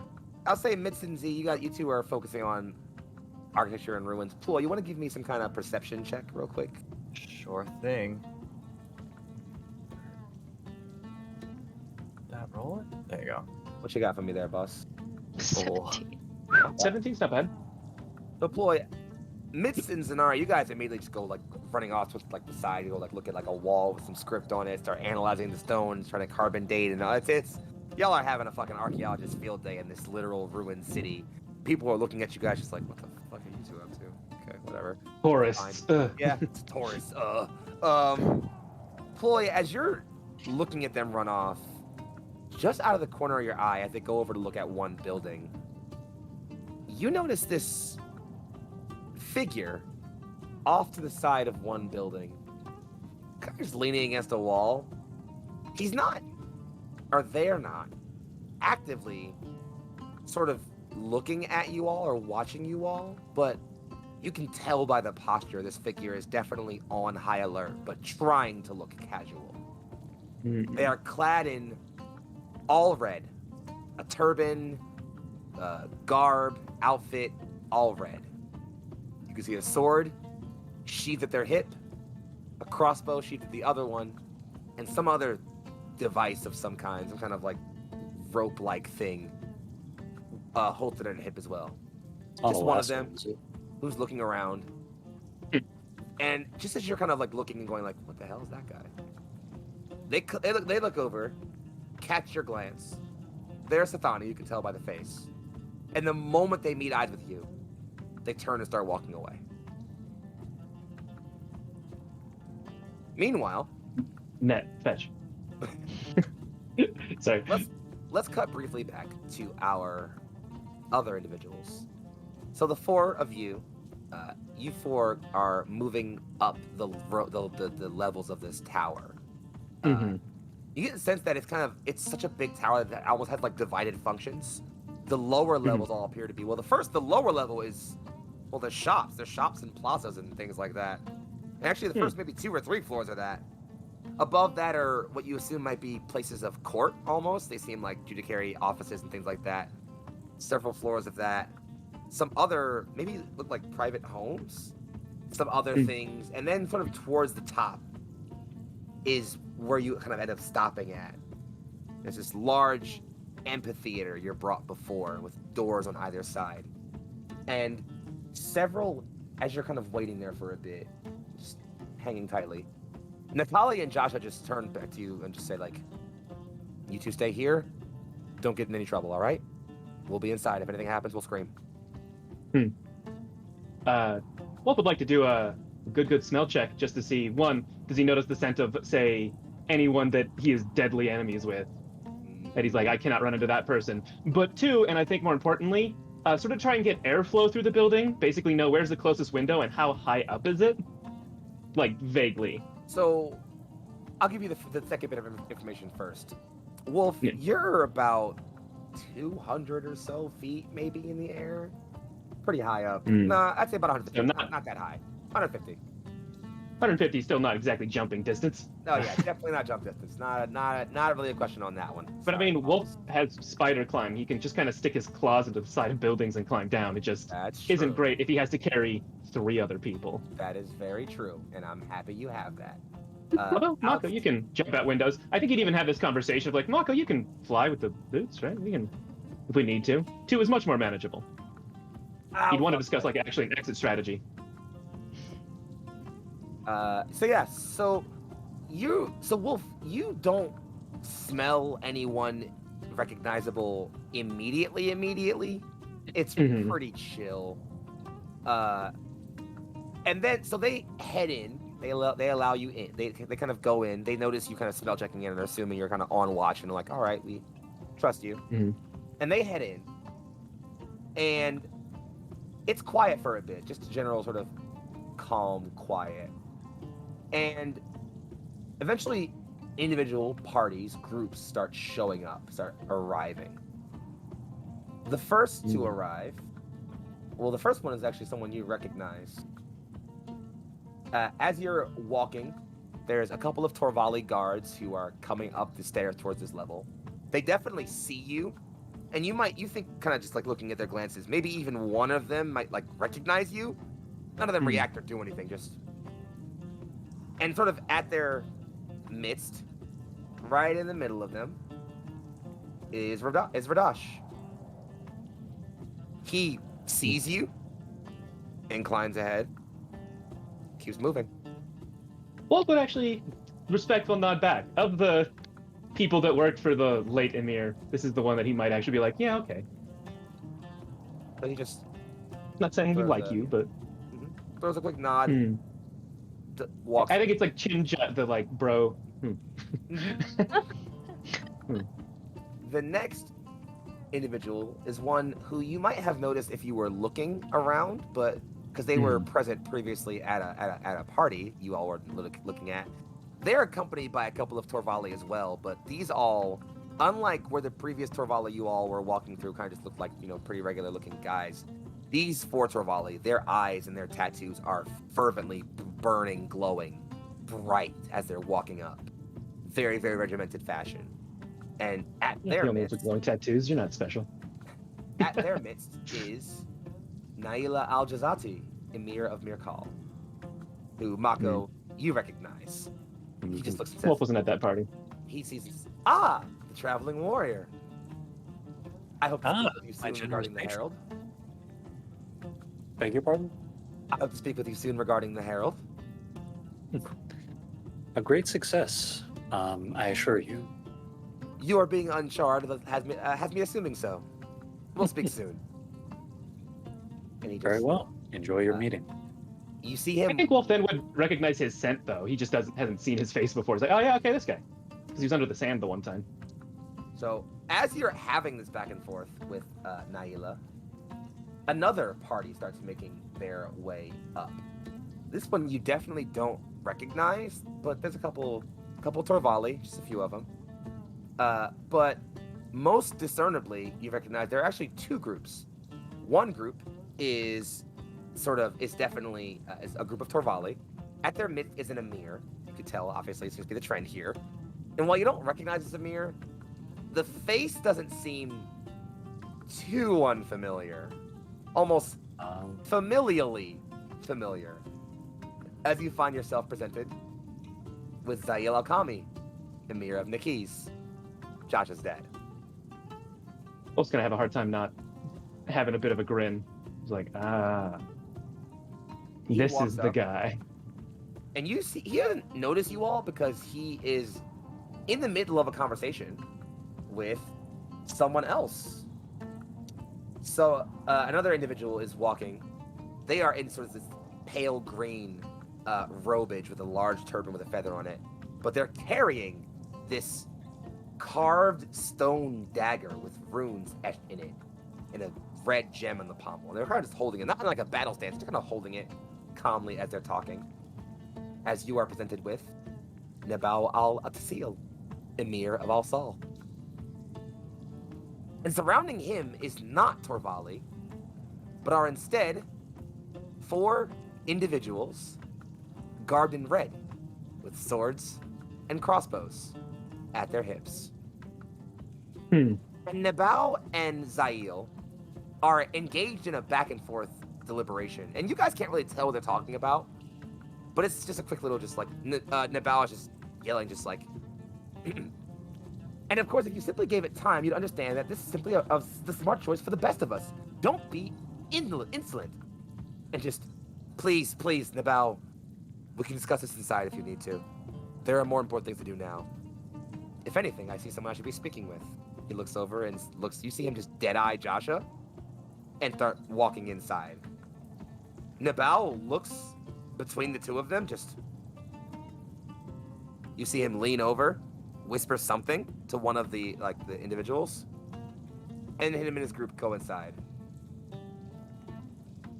After a bit, there is another group that approaches.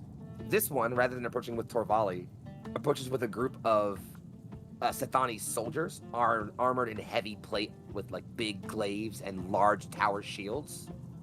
This individual is dressed in a pretty simple attire. It's still nice and very finely made, but it mostly looks like it's pretty utilitarian, like the kind of thing you would be able to fight in if you had to.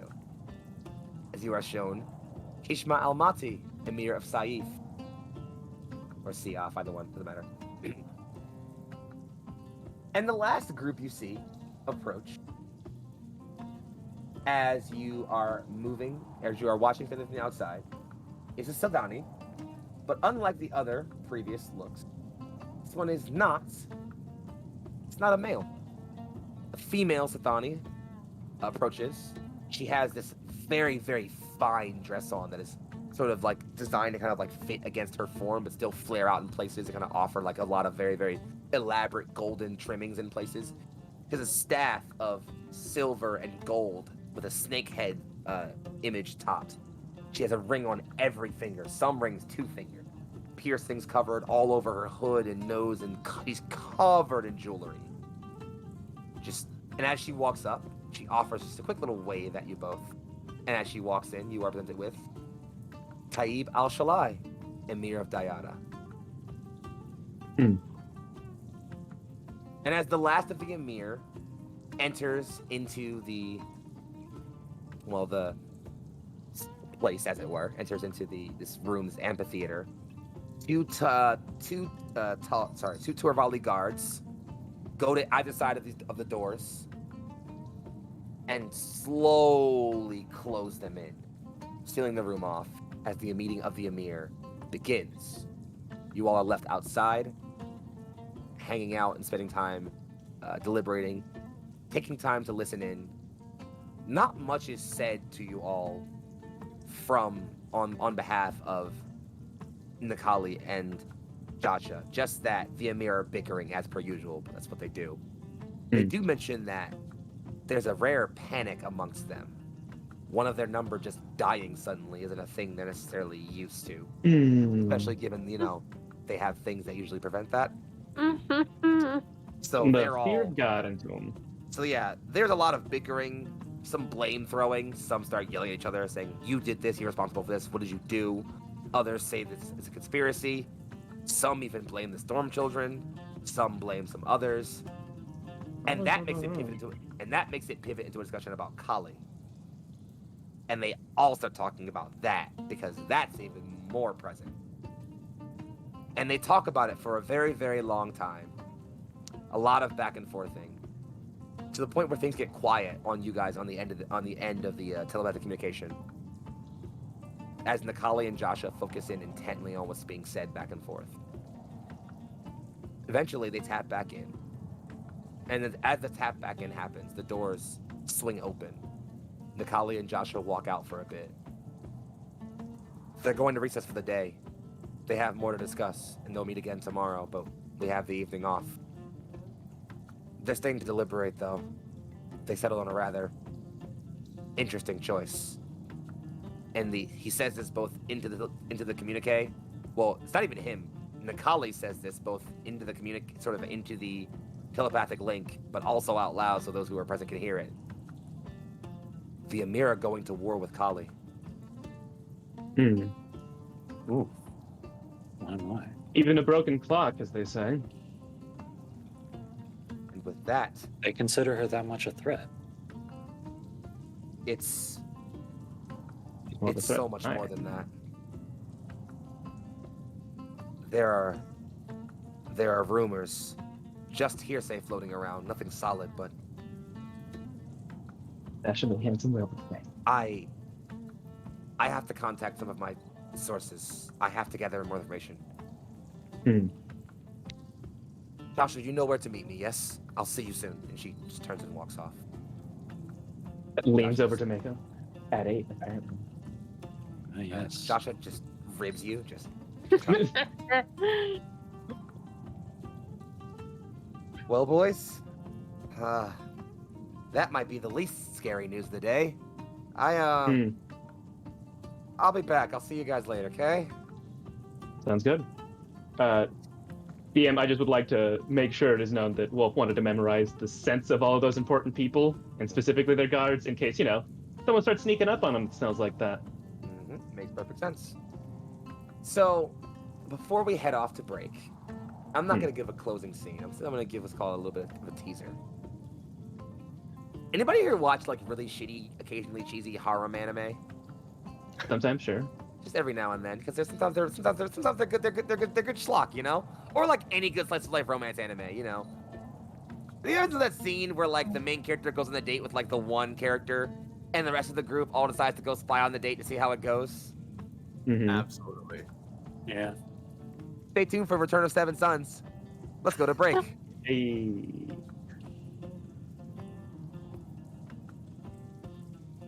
Bye. Bye. Oh, we're still going. See you guys. Oh no, we forgot.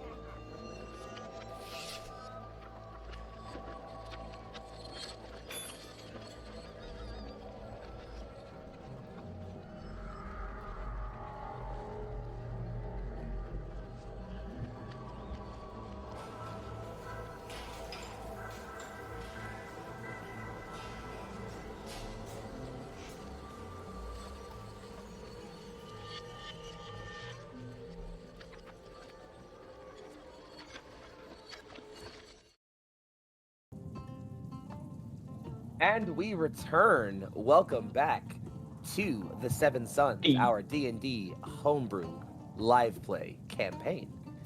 Hey. Where we last left off, our party had entered the city of Alsal, Crown of Relics. Shout out to this map I actually made. I meant to show off on stream and didn't do because I'm bad. Oof. Yeah. But there's Professional that. streamers. You know how we do it. You know how we do it around here. As they entered Alsal, they made contact with Nikali and Jasha, who entered into the meeting with the Emir. Wolf and Mako got to take in a quick little view of the Emir, each individually, finally for the first time putting a face to the 6 figures who hold the entirety of Zor'aa in their hands. Outside of that, the meeting was ended with a standstill, told that they will continue to meet later, as an important decision was raised. The Emir, the entire Dominion, is going to war with Kali's rebels. They are declared an insurgent threat, and the Emir will be putting their collective military resources towards putting her down. So, as we return into scene, our party's a bit split right now. Wolf and Mako, you are currently in the tower, but you have time kind of to do your own thing. Ploy, Mitz, and Z, you all were outside hanging out while this was happening. Zenari and Mitz, you were investigating, just looking into all the ruins of Alsal, and we can talk a little bit about what you actually sort of notice about these in a little bit. That's fine. I have some things written down for that. It's okay. But separately from that, Ploy, you noticed this red-clad figure keeping an eye on the sort of crowd that locked eyes with you and immediately turned and walked away. So we'll come back in on that scene with the 3 of you.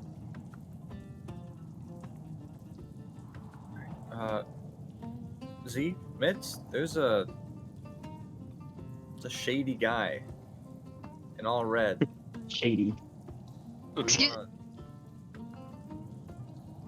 He's already left, right? Like, Yeah, he just left. He locked eyes with me and then he left. Do we want to follow him?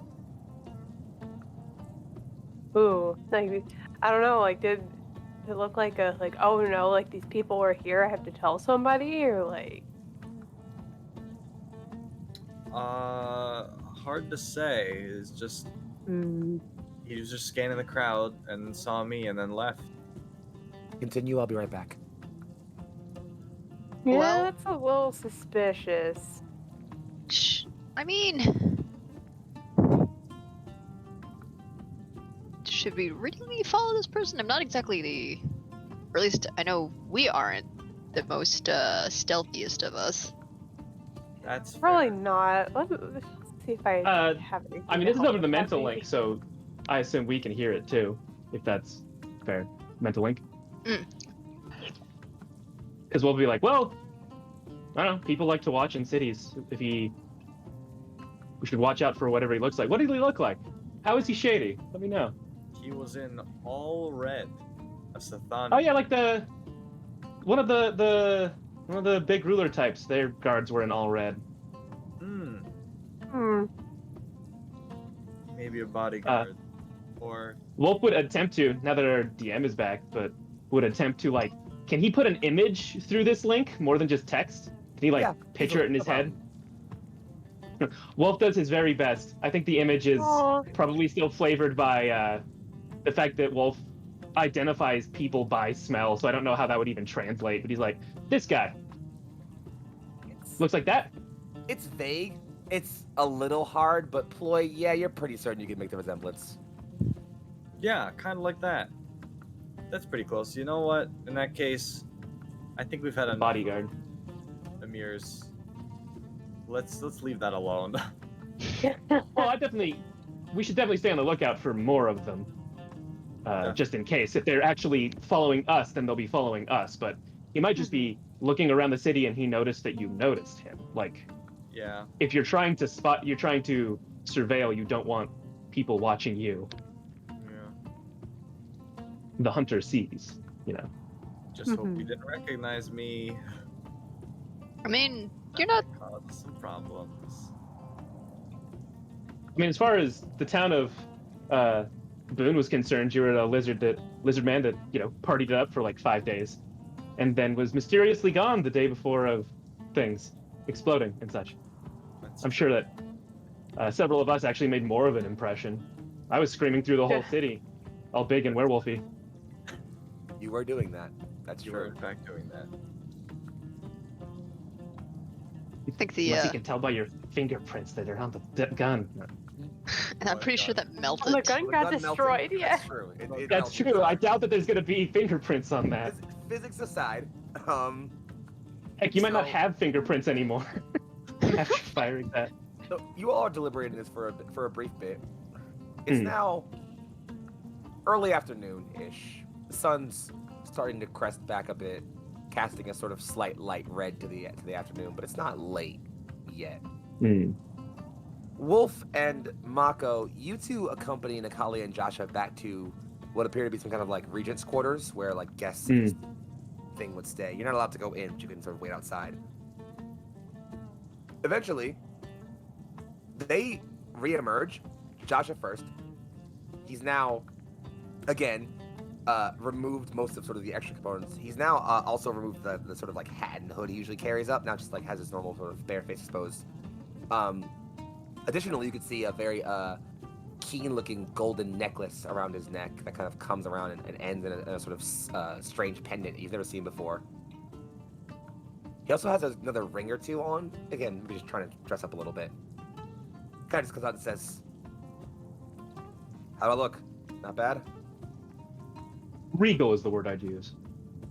Oh, you flatter me. Considering the number of rulers I've met that are less than good, I'm not sure it's a flattering word anymore, but it does look nice. Well, I'm no ruler. I don't think I want to be anytime soon. But I appreciate it, man. Same. Anywho, I gotta head up, check on a few things before, well, I get to my evening plans. You all can go off and do whatever you want to do from here. I'll see you in a bit. Sure. He offers you both a nod, and he walks off. Yeah, he starts to sort of walk off.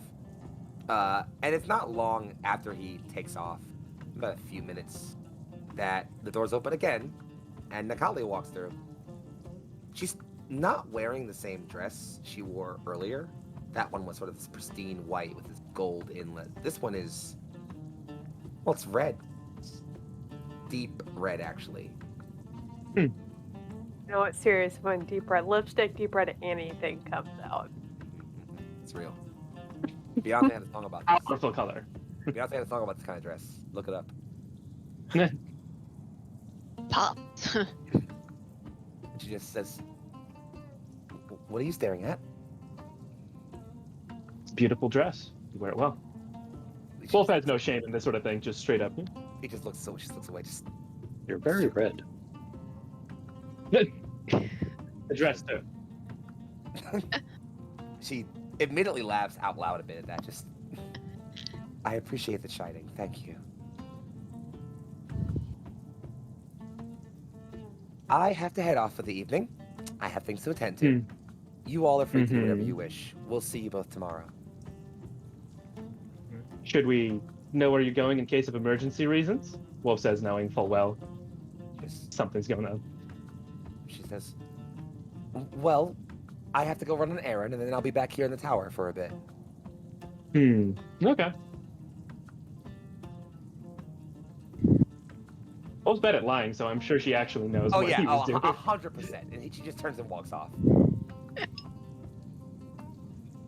I'm conflicted. Like, do we follow them for their safety because it's funny, or do we have better things to do? Better things like I get- what? Yeah, exactly. Shopping, things like that. There's a bunch of runes. I don't know, over the mental connection now. Did you all want to do something else? Like, is there something to get done in town? I mean, I have some shopping I'd like to do, but other than that, and I can wait till tomorrow. I mean, I got two options: looking for sweet rolls, spying on their date. So So which one are you gonna pick? I mean, Now, if they're getting dinner at 8, it's entirely possible the dinner has sweet rolls added as well. Do to be both. fair, I thought the point They've of this been was here to be before. stealthy. so odds are they know the places to eat. Depends. Do we want to be stealthy? I mean, if we're trying to... I don't know what the goal of this is. It just sounds entertaining. Do we want them to know that we're spying on their dinner? No. We just be, hey, we just happen to be the They same just- place just- to eat. What surprise! Just No. walk up on What are the stage. chances? We're all eating the same place. Jesus Christ. Did the same news person, like random urchin on the street, tell you that this is a good place to eat also? Wow, what a coincidence. We can be using this place too. I mean, God. like, and Mitz is like is actively like thinking about this, but is also like thinking at the same time about the ruins that he's currently staring at. So you're hearing Mhm. like bombardments of like Mhm. two thoughts going at the same time, and then at the third. I hate to interrupt this. I just made the worst joke. Just you read the reviews on Shelp. Oh, Yeah. How no. fucking dare you? Why? How dare you? How dare? Oh, But dare like, you? Mitz is kind of like okay, spell. That's a really cool ruin. And then the third thing that comes over is wait, but if they're going to dinner, wouldn't it be expensive? Also spell. And then like and then you hear like another thing about like just like random like you can like brief flash of like a spell matrix before like it's another like before like you're staring at like a little pictogram on the ruin. Ah, so Miss has ADHD. That explains it. Oh. Got it. Well, but you say, like, oh, that's what a smart person's thoughts sound like. They go much faster than mine. Huh. Yeah, but what if I ADHD. told you? What if I told you I do have a spell? I was originally like it was kind of my failsafe if things went sideways at the parlay, but it didn't. But I could disguise all of us to look however we would like if we did want to go in disguise on this date. That sounds like a great idea. It's literally an anime episode. I can't believe I've done this. What have I done? Oh no. Scheming, What have scheming, I my done? friend. Why have I done this? Or like you can feel like Mitz kind of like make another like quick mental link over to Nga and be like, hey Nga, how do you feel about scouting out for us? And you can just disgruntled grumbling from Nga, who I'm not sure if you've ever like heard Nga's mental voice before. I know you've probably heard them talk Probably not. out loud, but like there's like the sense of like age, but also at the same time it's kind of young at the same time. It's this weird dichotomy of like old knowledge, but at the same time being like still very new. That's interesting. You know what we could do, looking to Mako? We could just see where they're going, track them really quick, and then make decisions based on that. I mean, we can talk across the city, right? What's the distance on this vaguely gestures to head thing? What's the range on this? You know, How many bars you got over there? Yeah, see, you guys think I'm Yeah. here? I'm here to DM. I just heard a meme. I don't actually do anything important. I just throw memes randomly. Let's do it. We're doing it. Yeah, this is a great idea. new mental link. Who dis? Anyways. It's Rory's telepathic bond. I have to go double check. There is no range limit. There you go. Shit. Perfect. And yeah, Wolf is just going to be casually while everyone's making decisions, just like sniffing them down, just like making sure he knows what direction they went. Probably following Macaulay first. So, you can get a pretty good sense on both of them. Joshua is down the road, just about like outside of the tower and down the road, at what you guess is some kind of stand store location. He's inside somewhere, but he doesn't seem to be moving. And Nakali is making her way outside the tower towards him. Yeah, Wolf's going to keep a very healthy distance because he just needs to kind of know where they are. Because you guys can still decide if you want to or not. He's just going to kind of keep an eye on them. Yeah. So, Wolf, you're following at a pretty healthy distance, and I am gonna ask you to roll stealth to see if you get noticed at all as you exit, just real quick. Uh-oh. Yeah, okay. I'm going to roll stealth. And I'm also going to use a new maneuver that I have where I get to add 1d8 to this, as we have a Ambush. modified ranger Mhm, to do ambush. So mhm. Okay. That's 17. 17. Much better. That actually beats, yeah, both of their past perceptions. So yeah, so you're pretty This is what I unseen. think. I think there's a brief moment where like as you're coming out of the door, Joshua kind of like, or like you see the Kali kind of like yawn a bit and look back, and you're like, oh, and then but you're fine. And then she turns and Joshua is kind of waiting outside of this. It's a stand, it's a store of some kind. And as he sees her walk up, Wolf, you're like visual distance from them. There's just this kind of like jaw drop he does, just, but he very quickly just, hey. Back in mental link, he almost made a fool of himself, but it was a nice recovery. The night is still young. True. So the Kali approaches, and the two begin to again just banter a bit back and forth. They're kind of talking a bit, and you kind of like see them talk a bit, and then you see Nakali say like kind of like and say something, and Josh is like kind of agreeing with her, and then at a moment after a moment you can all kind of feel some of that mental link deaden or kind of switch itself off. That's fair. They ended their part of the Skype call. They left the Discord server. They left voice chat. It's like we'll need to tell them the old-fashioned way. I mean, yeah, I feel like Mako is so much better at stealth that he could have just been behind Wolf this whole time. Oh yeah, I'm certainly fine with that. That's totally fine. And then you both see them start walking down this long wide street together. Well, shall we go? Gesturing. Mako is actually going to try and how big are the buildings around the street? Decently big. At this point, and you're pretty much into like the more built-up, modernized portion of Alsal. So the buildings here are a couple stories up, about 2 or 3. Wolf could toss you if you need a lift. Just Well, I don't need a lift, but I was thinking about sticking to the rooftops to reduce my chance of being noticed. I have no problem. Although if there's several stories up, I don't know how well I'll be able to really keep an eye on them. I mean, it's not consistent. Somewhere about 2 or 3. It's not too bad. You could definitely probably still get a decent look at them from up here. You wouldn't get like a super, like you wouldn't be able to like tell what they're talking about, but you could see them from where you are. No question. Okay. nothing is true energy would jump into the rooftops like that, you know. You guys keep doing that. I've got a plan. Interesting. But yeah, Wolf would like relay to you guys what direction he is from where you are, just so you can kind of. You all can tell by Find- the link. You're not far. Yeah, and you know, just super healthy distance, just to be able to maybe have stealth a little better.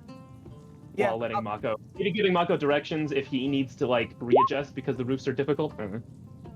Oh yeah, Mako, you pretty effortlessly managed to like find like a nice like kind of like portion of the building that kind of like isn't perfectly built up yet. You kind of like slink into between scaffolding. Like a worker who's like literally working on some scaffolding is like picks up a piece of construction, turns it, and as he turns to walk by it, you just like slink behind him, puts it down. You just like hop over up him and like up the scaffolding. He looks up, you're gone, and you're like you just like scroll up the scaffolding and you're up on the roof now, just following behind them at a healthy distance. No one has any idea you're up there. Right. Fucking Assassin's Creed, this motherfucker. You're so fucking you're dope as shit out here, bro. So- As he leaves, Wolf has this thought, oh, that's a very advantaged position to be in. So the One at a rest good of you, vantage point. the rest of you know you're not far, and you can. And having Wolf kind of relays. Actually, I can't even pick on that now. So Wolf and Mako, you're here at sort of the entrance of the tower. Nikali and Joshua are about here-ish, headed down this way. Mitz and Co, you guys are about here-ish, just about. You You're turn a not corner far. and just wave at them. Yeah, if you, like you could, if you wanted to make yourselves known to them, or you could do the opposite thing if you don't want to. Yeah, that's definitely it. But Yeah.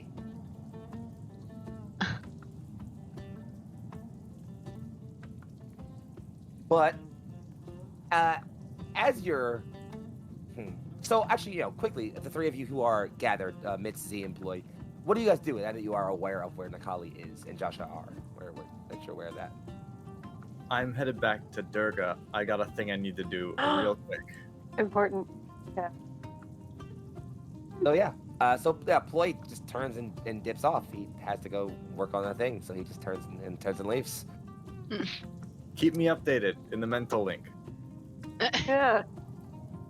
You know, I mean, I it- think we're all gonna have to be together if like we actually like want to disguise ourselves. I don't know if that's still the plan. I think it's Let me survival for know. you too, so that you So- don't have to worry about being seen as much. So if Zanari and Mitz, if you two want to follow behind them without casting the disguise self, because you're not with everybody yet, I will take stealth rolls from both of you, but I am not looking for either of you to beat a check. I am looking for your collective number together. That's what I'm worried about more. I think Mitz is a little too distracted by staring at the relics and like and just like thinking over spells to really notice or care. And, Like it's kind of like the We have a third train of lead thought that's him. kind of like, so if Z wants to follow, she's gonna have to drag Mitz along behind her, like gently lead Mitz away. I can try. I have faith.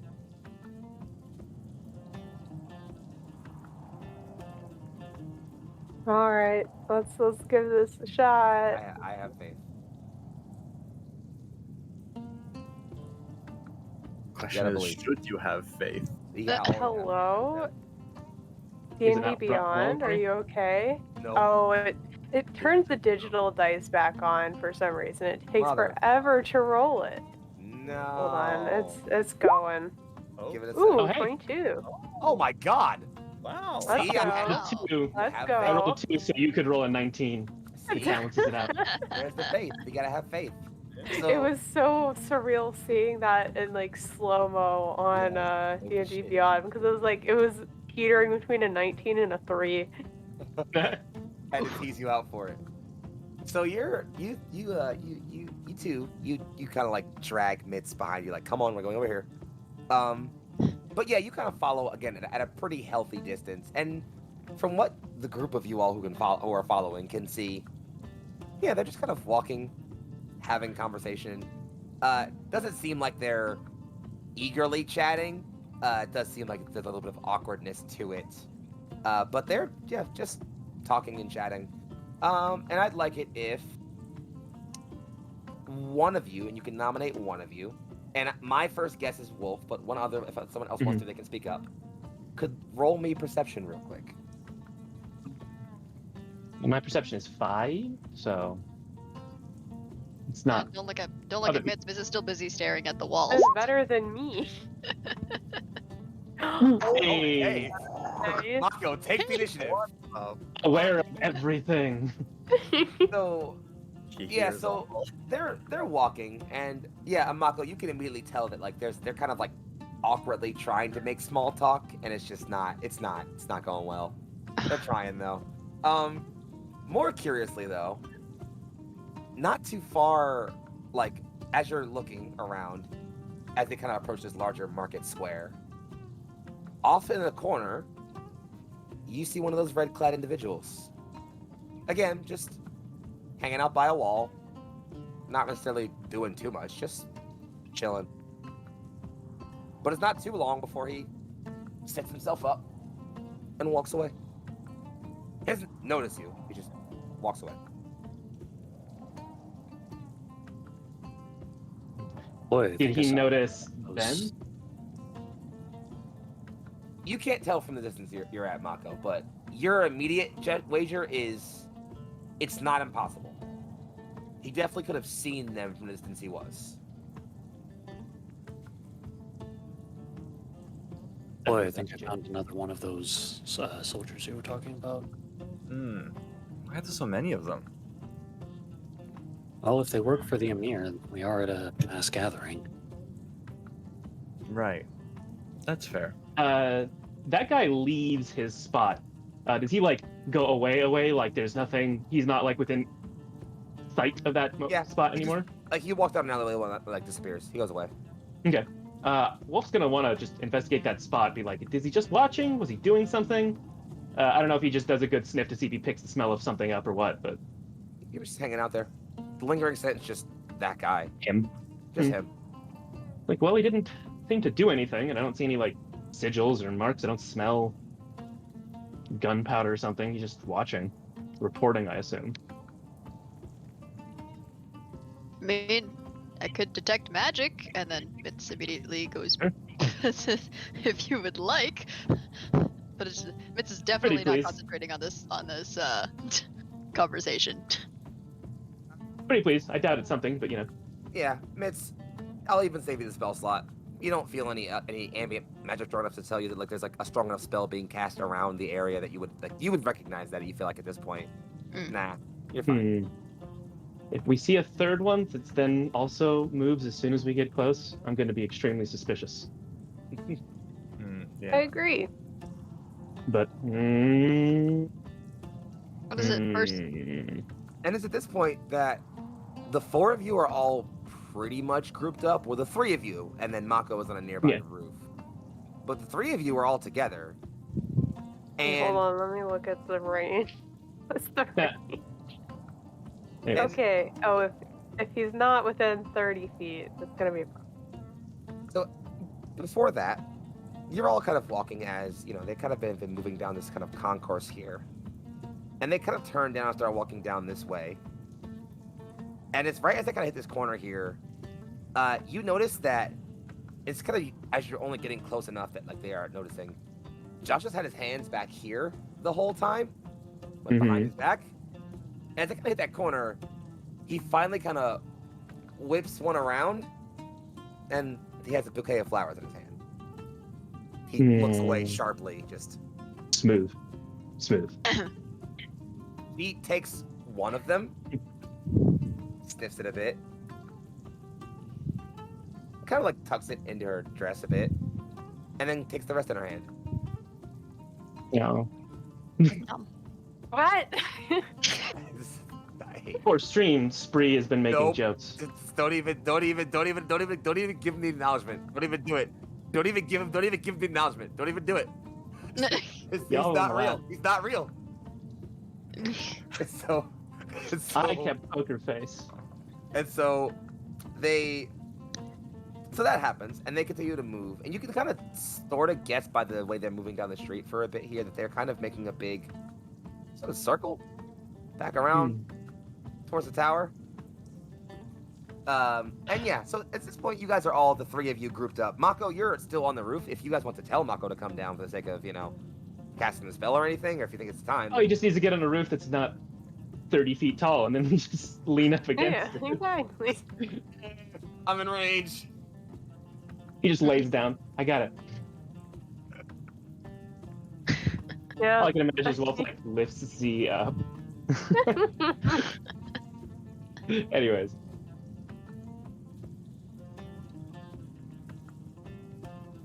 BLZ, do you Okay. cast a spell? What do we look like? Honestly, however you like. So, I can disguise physical appearance as well as clothing, armor, weapons, and equipment. I can also make you all seem 1 foot shorter or taller. You're thin, fat, or in between.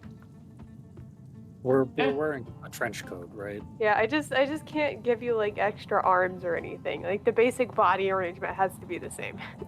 I guess I should say Wolf doesn't care. What does Z Oh God, I don't think know. to make us look like? Oh no. One of Is you the plan to decide- make him blend in? Make Wolf so tall. Like Wolf is already obvious. So I was gonna say over the mental link, one of you disguise yourselves as a Sathani baker. That's all I'm gonna say. Uh-oh. Who's Yeah, the best yeah. cook besides Play? What we. I was gonna say Mitz, but Probably. I mean, Mitz One can of you cook, that's- but one like, of you that's good at convincing. Baking is a chemistry. Oh, well then it has to be Z. While y'all are debating this, Nakali and Joshua have gone back inside the tower. Ah fuck. Okay. Still All right, fine. I'll be the baker. Why not? I don't I'll be the understand sous why chef. yet. But, Mitz is yeah, the sous wait, chef. yeah, we need. Okay, so I'm the baker. Someone needs to be a butcher, and someone needs to be a candlestick maker. Stop it. Okay. No, Ah! giving us that sweet, sweet, more than 100 years old literary reference. Yes. She's well read. She knows. What? The question Anyways, is, we will walk Mitz is into sous chef tower. who? Looking like this. All right, so we have Zanari disguised as a Sadani baker, Mitz as their sous chef. What else do we have going on here? What else? Other random Zathani people, I don't think it matters. Okay, for- Yeah, fine. just like waiters or like Okay. society people, like that kind of thing. Just enough Okay, to fit it. What? No. So here's what I'll do, actually, to make this even more fun. Zanari and Z, you guys get your shapes perfectly fine. You're good to go. You start moving into the tower. As you enter into the tower, you see Nikali and Josh are probably heading up one of the stairs sets. Nikali trips a bit. Joshua catches her. It's actually really kind of cute. It's a very brief moment, but they separate very quickly. And they keep walking. Those of you who are outside, though, you're looking kind of like up, like looking at the tower, like, oh, we should probably start heading in. Mhm. You see a blur kind of pass by one of the rooftops. A figure just pass by one of the nearby rooftops. It's nowhere near as tall as the tower. Maybe about like a 3 or 4 story building. Just quickly pass by.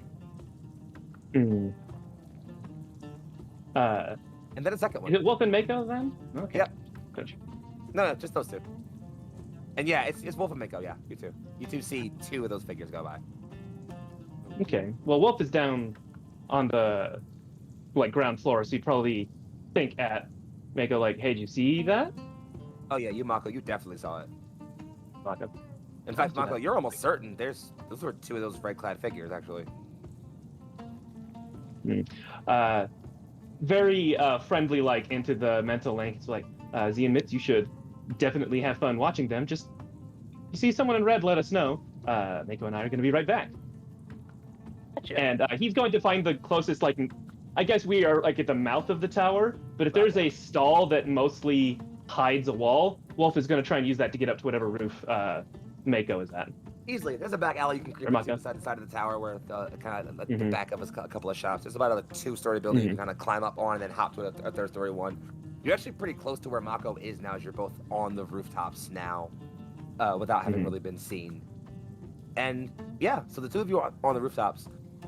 Mitz and Z, you both are headed inside, following the 2 of them up, and they are heading up past, like, up and up and up and up, multiple of these floors, past the level that was the amphitheater where the 2 where the meeting was, even higher up to like one of the almost top floors of this building. And there's kind of like there is a at the top of the stairs, there's sort of like a checkpoint with a sort of like a line of rope in between. 2 Sathani guards in very, very nice looking outfits with little hats. Like little hats. Hats are an important detail. They sit They there. got feathers in them. They're fancy. As you guys get closer, you see Nikali and Joshua are talking to them. Or Joshua's talking to one of them. And they just nod. One of them lifts the rope, lets the 2 of them in, then closes it back. And it's right at that moment that the 2 of you get up towards the top. And they just kind of look at you 2, Zanari and Mitz. They don't say anything though. Just look at the 2 of you. Just.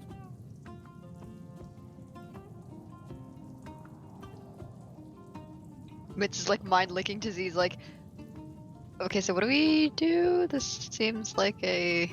So now what? I don't understand this plan. I just became a baker. I'm bringing a cake. Don't worry. Oh, okay. We'll get a Okay. cake soon. It's not done yet. You'll have it. Just give me a minute.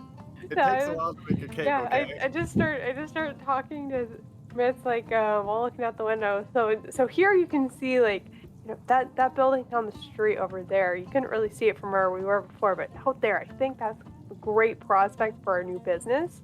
I think it's going to be great. Excuse me. I don't believe I recognize you. You have business here. Yes. So, why am I doing? Yes, I hate this absolutely. Whatever so you much. want. I hate this. Why did I do Aren't you this? supposed to You I'm- don't have to. You can argue with ploy instead if you're like, let's give them the cake when they get done instead of this. But it's No, I just went with it because I had no idea what the plan was. It's fine. Yes, I was here to look into one of the new royal chef and baker positions, along with my friend over here. And the place is rather large. I'm not really sure where we're supposed to be. You'll want to check in with our manager. Right this way, and they'll lift. Allow the two of you in. yeah. We got in. Let's We're go. in. We're in. Dun dun dun dun dun dun dun dun. Sit back down. God, I gotta stop memeing. I'm so sorry. So, yeah, here's how we'll do this. So, we're back on the rooftops. Wolf and Mako, you're hanging out, moving around, trying to get a sense of things. I follow those two guys, I assume. Me? Yeah, you're following behind those two figures, and eventually, one of them stops and just turns around, sees the two of you. Hmm. What business have you up here? That was going to be my question. We are the Emir's eyes and ears. We have business everywhere. I'd like to vibe check that, even though I'm not great at it. Go for it. Actually, no, I have a 5 in that. He, Ooh. he Great. is nothing about him is bullshitting. He is He's not like saying following us, that I with guess. every he literally does not. He's confused at who the hell you are, and he is talking with full authority. Like he's amazed you don't know who they are actually. You'll have to forgive us. We're new in town, and it seemed like you were following us and our friends. We wanted to make sure, out of an abundance of caution. We work as bodyguards. You see, we were concerned of the safety of our patrons. He says, "So you have not heard of the Yadhamra, have you?" I barely learned how to speak your language like 3 days ago. He indicates with a head gesture. The figure behind him is almost like in a moment kind of just blurs next to him. And then two more to your right, and then two more to your left. We are the crimson blur of death. We are everything the Emir once dead's last sight. We are his eyes, his ears, his safety, his intelligence. Anything that happens within Alsal, and many things that happen outside of it. We are either aware of it, or we cause it. I feel safer already. Your safety is not our priority. He's not going to respond. What business do two newcomers have on the rooftops of our city? Is this not the one we were just talking to? Is it a different one? Because Wolf would just re-explain. It's the same one. Oh, we told him. Just Well, we Do you I'm not promise aware. not to tell anyone? No, Wolf's gonna actually laugh at that a little bit. Like, just proceed.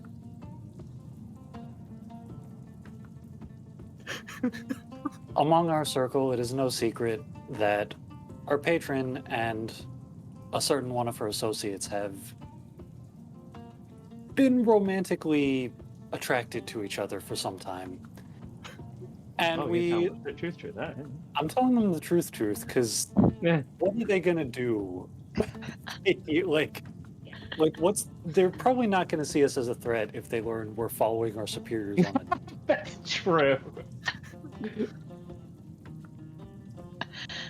It's been knowledge to us for quite some time that our superiors have had romantic feelings for each other, and we overheard plans of theirs to go out for dinner tonight, and You're spying being on the them. professionals that we are, we couldn't help but be curious. After all, we wish to ensure their safety. We are their bodyguards, after all.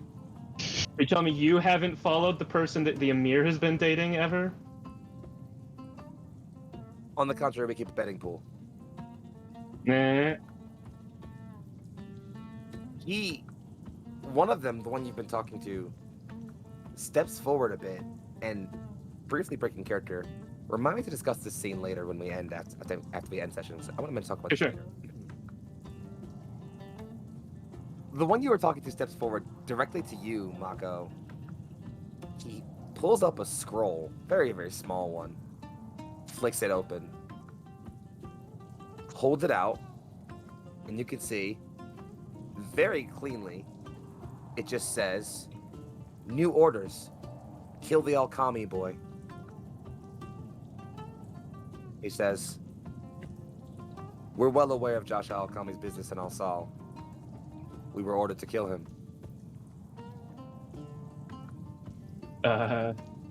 He swipes his hand over what looks like a small little seal on the scroll, and the bottom of it catches fire, rapidly burning up into a quick as he lets it go.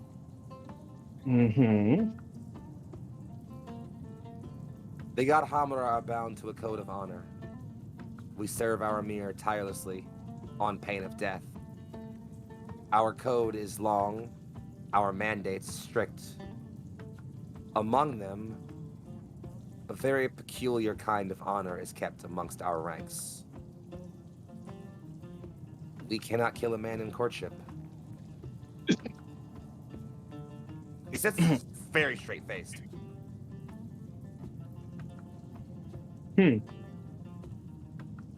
Wolf is not sure what to say, so he's not going to say anything.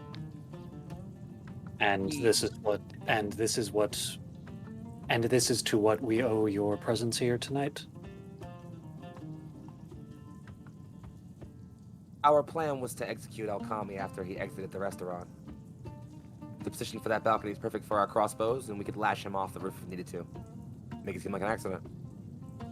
We're good at what we have to do. Smart. And now that you know his current situation, what will you do now? What does your honor compel you to do?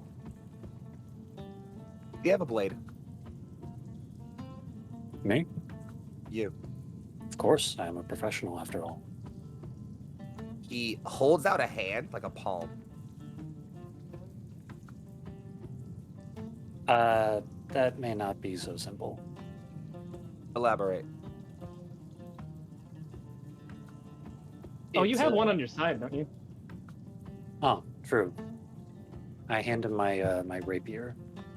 As you turn the rapier, kind of like handle side, he stops, brings your hand forward to your hand holding the rapier, turns it, puts his hand along the blade, swipes up a bit, says, "We were compromised, encountered some foreign assets who noticed our presence. We could have made it look like an accident. As operating commander, I saw it best to call off the mission, find a more opportune moment. If Joshua Alkami happens to leave Alsal before that moment comes, suppose that's just the fates working against me. You have a good evening now." You as well.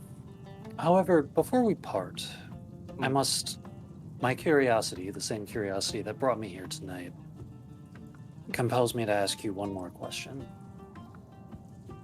Is the Emir of Nikiz aware of this, of your orders? The Emir of Nikiz gave our orders.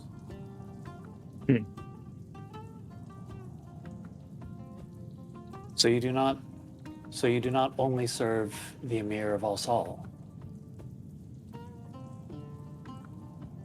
I should clarify. What you are about to hear is the kind of thing that normally ends with a blade slitting someone's throat if they spill this knowledge to someone else. So do with it what you will. There are those who do not believe the Alkami line is fit to rule the keys. My Emir sides with them. And while he has tried negotiating for more favorable terms on behalf of those who serve Nikis, he's found his hand forced recently. The Alkami boy being here in Alsal means things are moving too fast. The Emir, not just mine, but all of them, they are antsy. They feel something in the winds.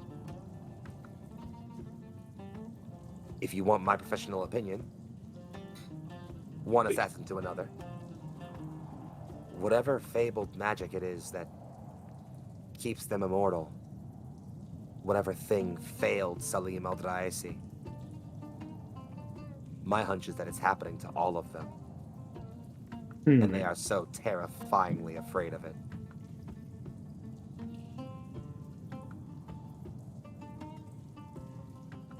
I see. I will take my leave now. How you found this information is not important to me, as long as it doesn't involve me. Don't even know your name, good sir. Points taken. You all be safe in these sands. And he turns to walk away, and you turn to look away from him towards the other 5. They're all gone. They fucking Batman you guys. They're gone. And I think we're gonna separate from that scene to go pan back inside where we were. So Maybe we don't tell them on the mental point just so we don't ruin their school in the middle of this. Anyways.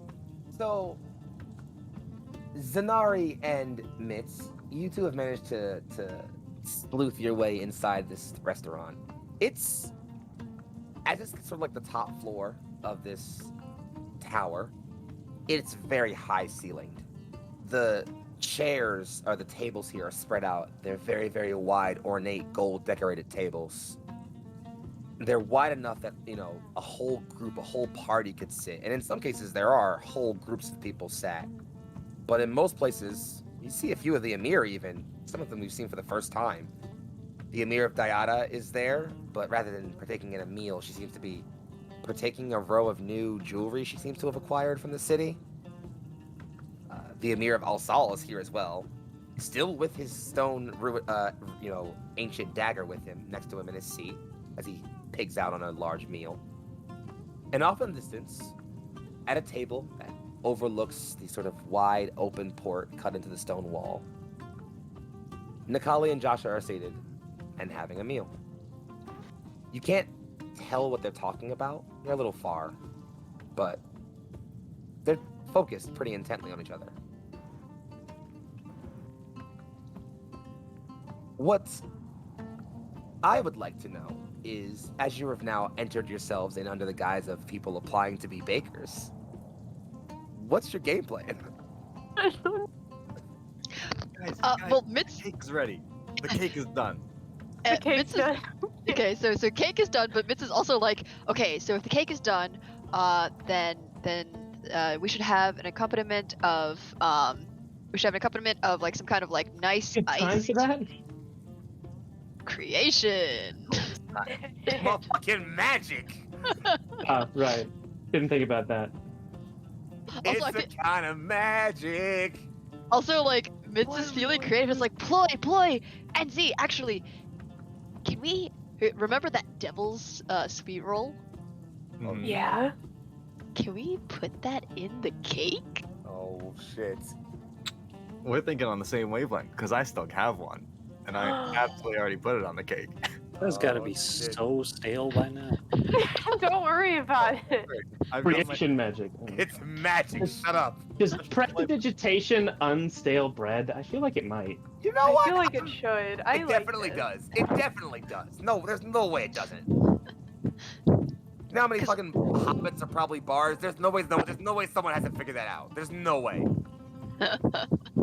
Drops bread on floor, prestidigitation. Hey, it's less stale. I just wanted to get the dirt out. Oh. In any case, Because like I'm just imagining like Mitz like there's okay, so you can kind of like just like see like in Mitz's head, right? Like he's currently thinking about like various like spun marzipan decorations to put on the thing on the Going in cake. for it. All Going all right. the fuck out. It's just like thinking about like all out is like, okay, what's the base of the cake, right? Is it a tort? Is it a shortcake? Is it whatever? What do you've got, Ploy? What do I have? Okay. What I've got for you is a heart-shaped cake, right? It's Oh no. I've made it. It's like a double layer cake with a layer of glitter fly jam in the middle, Mm. and then there's So a experimental. circle Right. just like cut into pieces and around the sides, or like decorating the top. Okay. We don't want to keep. We don't want to make it too sweet, right? It gotta be. But and Mitz is like, okay, the glitter fly was definitely very sweet, but it wasn't like cloying, so we don't want to go too heavy on on any kind of buttercream. What about like light, heavy cream, frosting, and then we color it like with rose blossoms. Fucking welcome to the great Zor'aa baking show, motherfuckers. We out here. Also, just because I want to know personally, BZS, not this BTS. is a big cake. This is a big cake. Oh, it's not giant, but it's How are you getting it here? And all I can imagine is you're sitting on top of Ploy, holding a cake in front of you. As but he is street. boy. Right, on net. Sorry, I get net and Ploy mixed up in my I head. know, it's funny. I sitting love, on that. I net. love that actually. yeah, exactly. That's how we're So doing there's it. just a giant lizard running down the street while you're holding a cake and having this conversation. That's the flavor I want to make sure is existing here. Yeah, of course. We have to make sure that's canon. We need that. It's very important. Boxes with like a cloche over it, and I'm just holding it real steady. Yeah. It's just as steady as possible. I love that. And like That's great, actually. yeah. Like this is like, okay, what about like a light fruit sorbet to go as a side, right? And it's just like Fucking Mitz is going all out. Mitz does fuck. literally God. nothing by Like, halves. what I'll the bring the fuck? cake. He does nothing by halves. It's the best every Mitz is time. like, yo, I go hard on everything. There's no exception. I love I mean, it. Z picked the disguise, so Mitz is just gonna take it Mitz is and in character run right with now. it. You thought Michelle was in character? Mitz is in character right now. Means Michelle is in character as Mitz, That's who is in Mitz character. I love it. I'm a dude. All right. Being a dude disguise. There's a big. Oh fuck! God damn it! Okay. You can blame her dad for that one. So we're gonna bring it back in. So Or sorry, As his you're- dad. as you're all ranting back and forth about these thoughts, about these things, about these possibilities, Ploy, you are sprinting up the tower, up the stairs of the tower. As you're approaching the upper level, the two guards see you just sprinting up net with the cake, and they just kind of assume like, okay, don't know what the fuck, but he's got a food thing, so and they just like out of the way, just let you just get in. Thankfully, That was the there's only enough- disguise we needed was cake. Yeah, thankfully, there's like enough noise going on that no one seems to notice you just barreling through the front door, except the two people who were expecting it, Sonari and Mitz in disguise. Amazing. So the three of you are there. Ploy, you are, however, very much not disguised. Here, take the cake. I'm out. Delivery boy. Just delivery boyed it. I'm sorry. I didn't expect that. That's beautiful. Wait, did you hand it off to Z or did you hand it off to Mitz? Whoever was closest, I just hand it off, and then I'm out. The other one, I do not care. On the way out, you're just like, lizard delivery service. Oh, Ryan.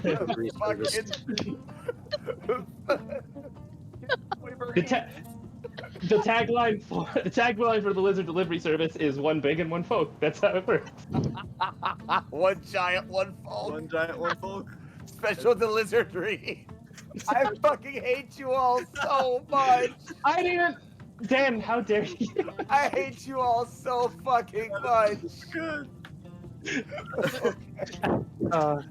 Chaos. Okay, This is I know, Picking chaos. up a sweat. It's Laughing. absurd. I'm so sorry, guys. Okay, so Anyway, so you got I a guess cake. like- And so we have the cake. The assassins have given up on their pursuit. The sun is now beginning to make its descent towards the horizon line against the low dunes and high hills and higher mountains in the distance, casting all kinds of ambers and reds and oranges and yellows across the wide twilight horizon. I'm going to do a very rare thing that I don't do too often. I'm going to briefly pull the camera away from all of our players as we center in on, well, just about 20 or so feet from them. A table set out against a high window facing the horizon sees two individuals engaged in fervent conversation. You're an idiot for coming here, you know that, right? Well, I mean, yeah, but you say that about everything I do, so...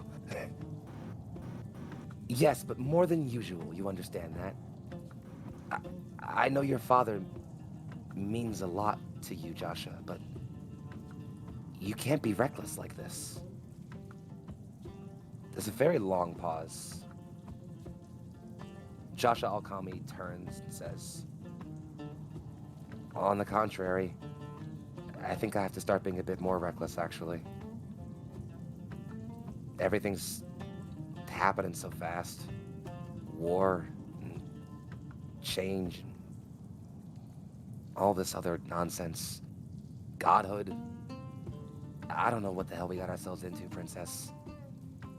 We said we were gonna fight, try to make change. And I thought we'd just be doing that, you know? Me and you, sword in hand, side by side. And this has all gotten so much bigger than just the two of us. Some days, just some days, I kind of want to remember those days when it's just me and you. Maybe that's selfish of me. She stops him and says, if it is, then I'm selfish too. He just says, you know, at least one of us is probably gonna get ourselves killed when this all ends, right?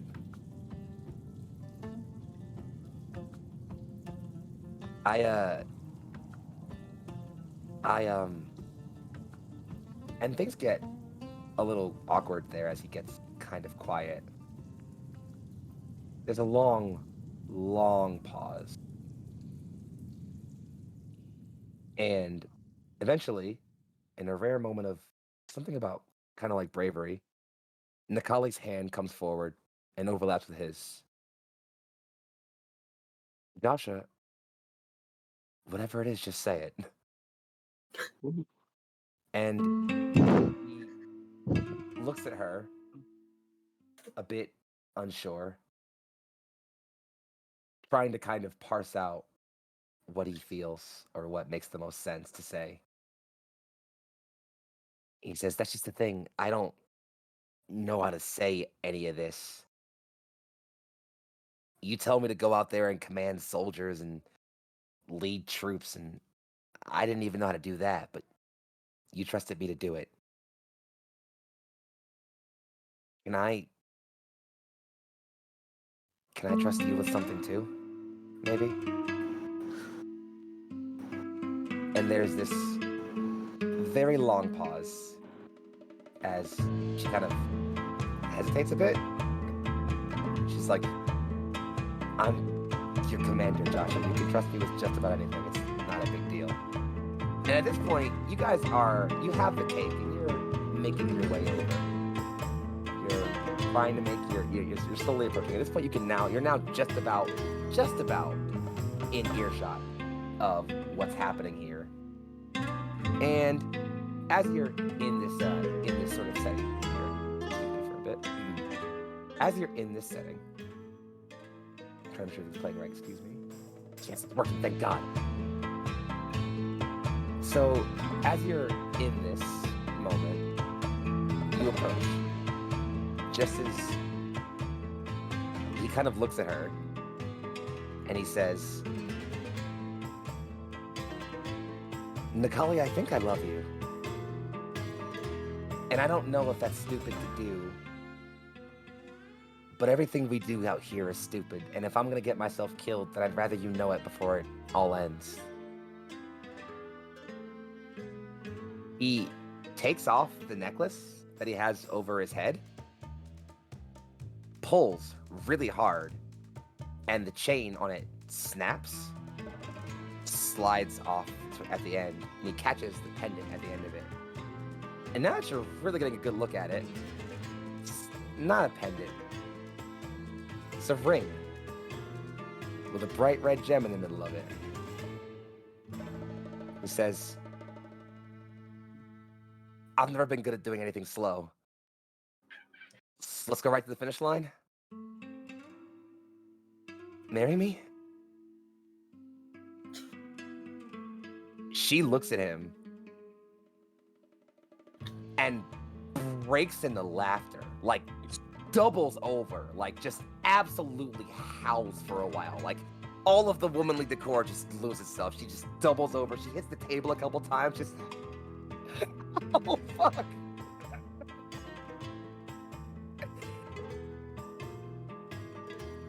You fucking idiot. Of course I will.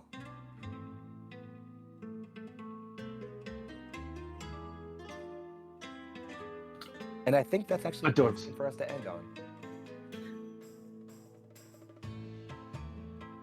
And by end Oh, on, okay.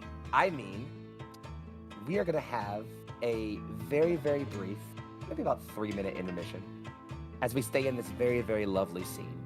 Because I still have something else I plan for the session, and I realize that I kind of want to give our party a bit to stay in this before they part ways with it. So let's take a quick little break for about 3 to 5 minutes, and then we'll come back. And thank you all for enjoying this. Spreezes, Sir Spree, Mr. Uzaki, Jesus. take us away. Oh, Stream Lord. We out? You good? Huh? I do like this salsa. That's just.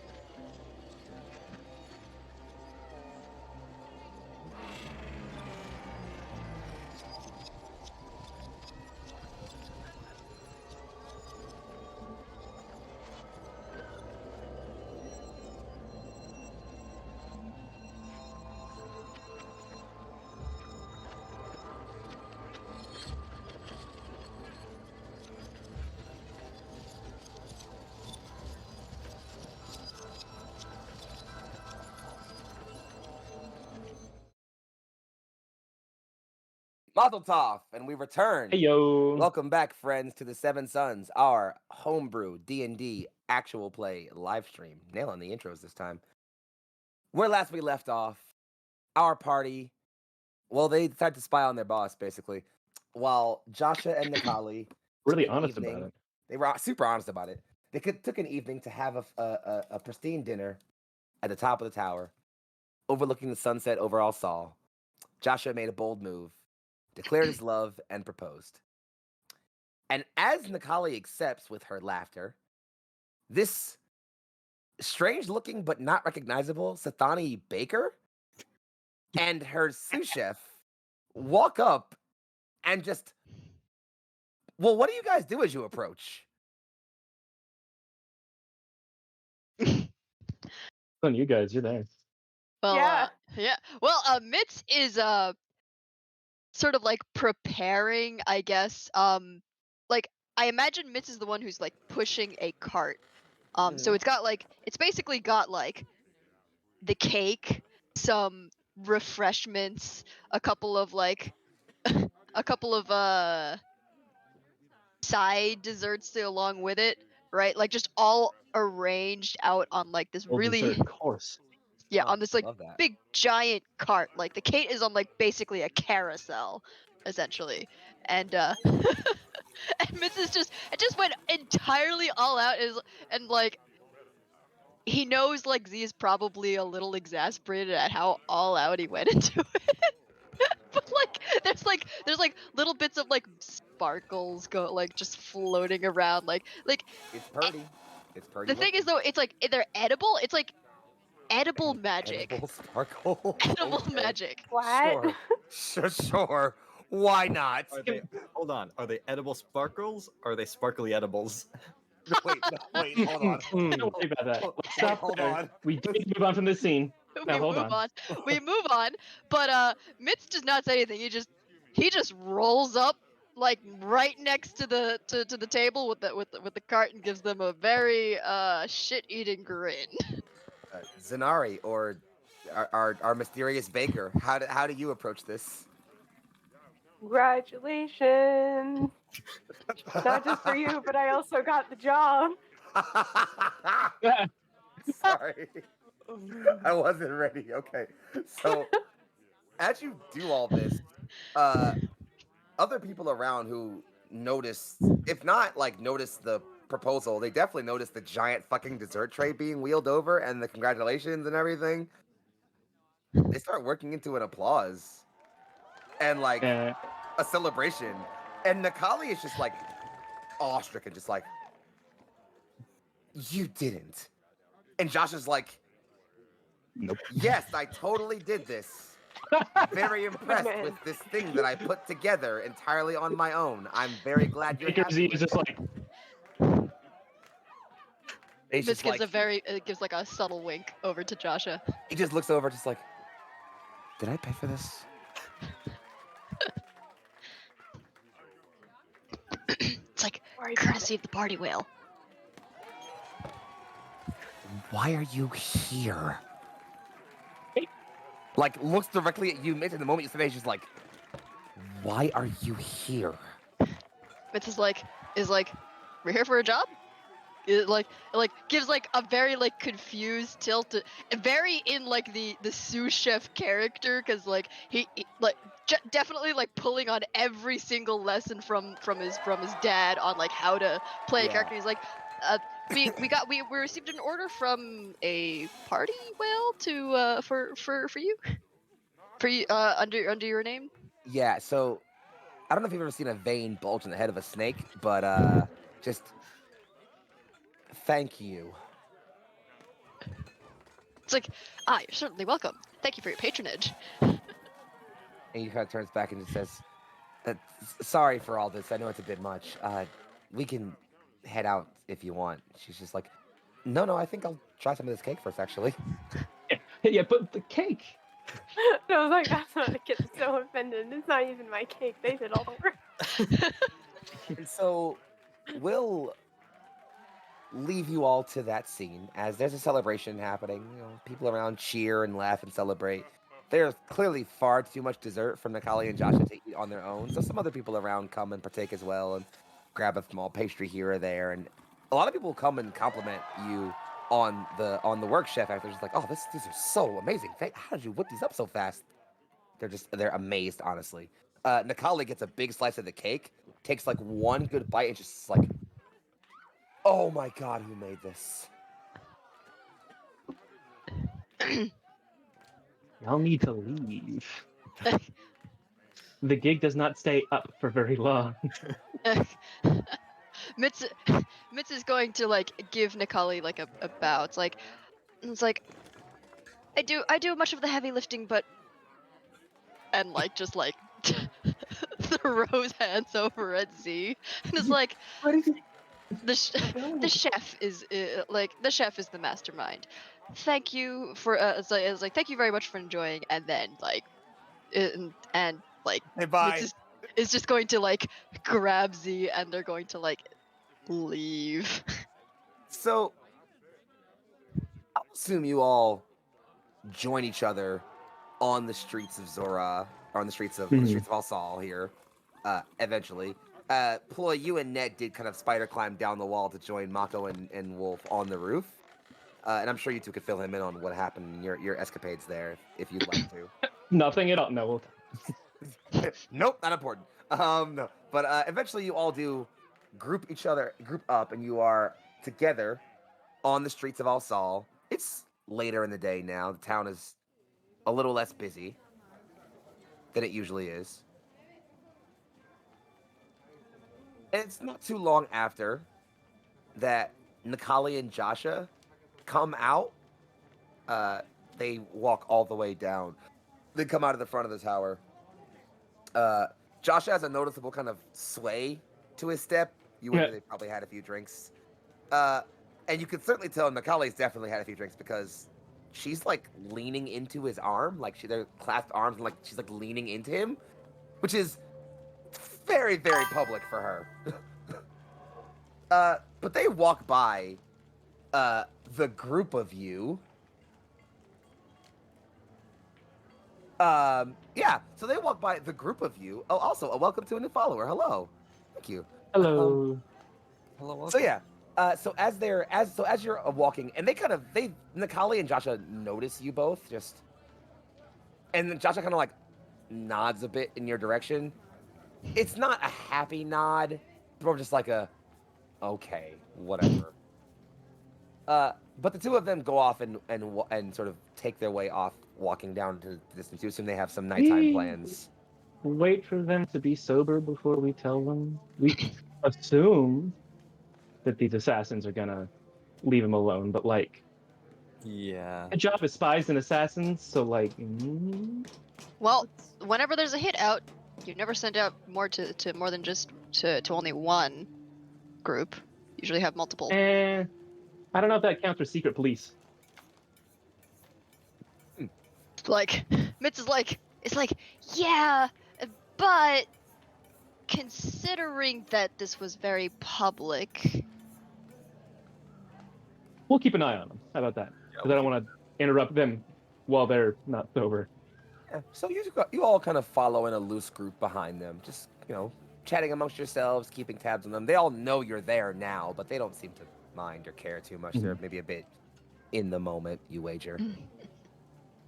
The townsfolk gathered around you are, well, they're relatively chill. It's pretty calm night.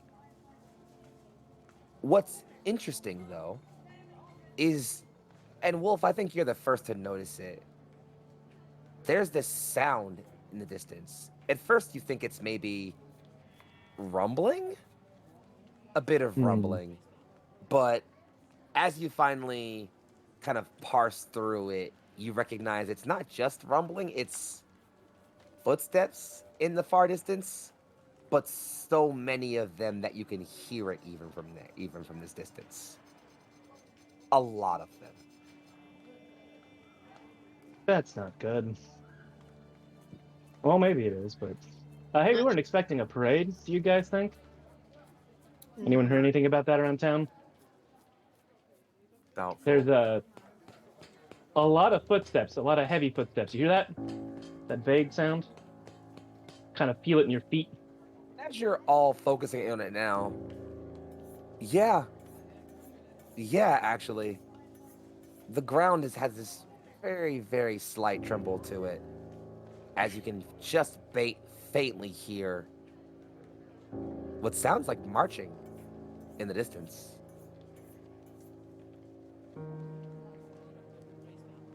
Mitz is going to he hasn't done this in the entirety of their adventure, at least in Zor'aa, but Mitz is gonna pull out a coin and just start fiddling with it.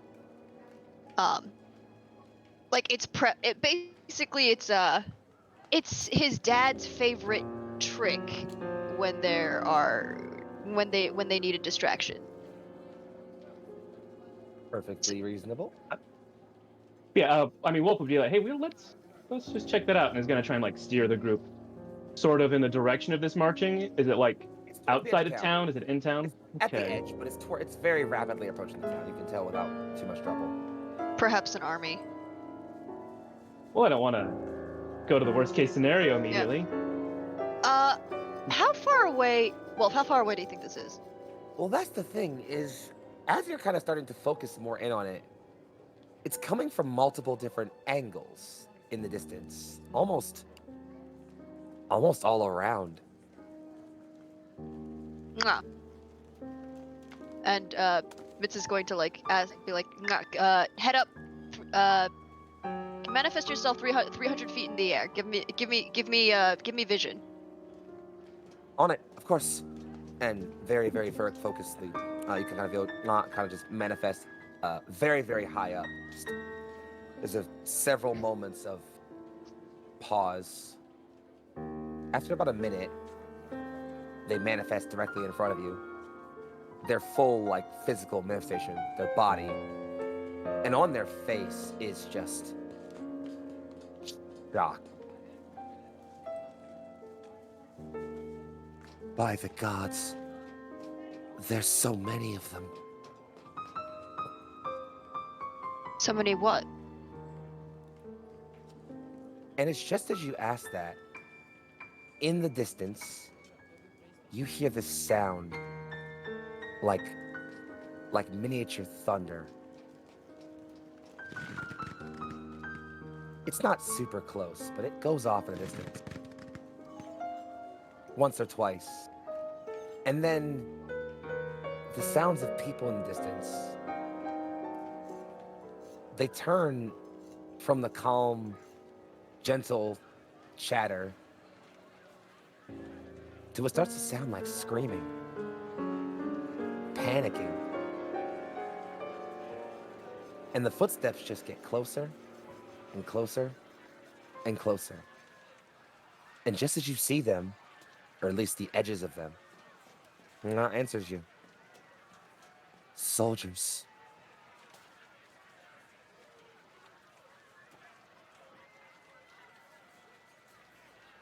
Down the main causeway, you all see, and it's hard to see from the distance, but there is a cavalcade, a veritable parade of feet, all marching in unison.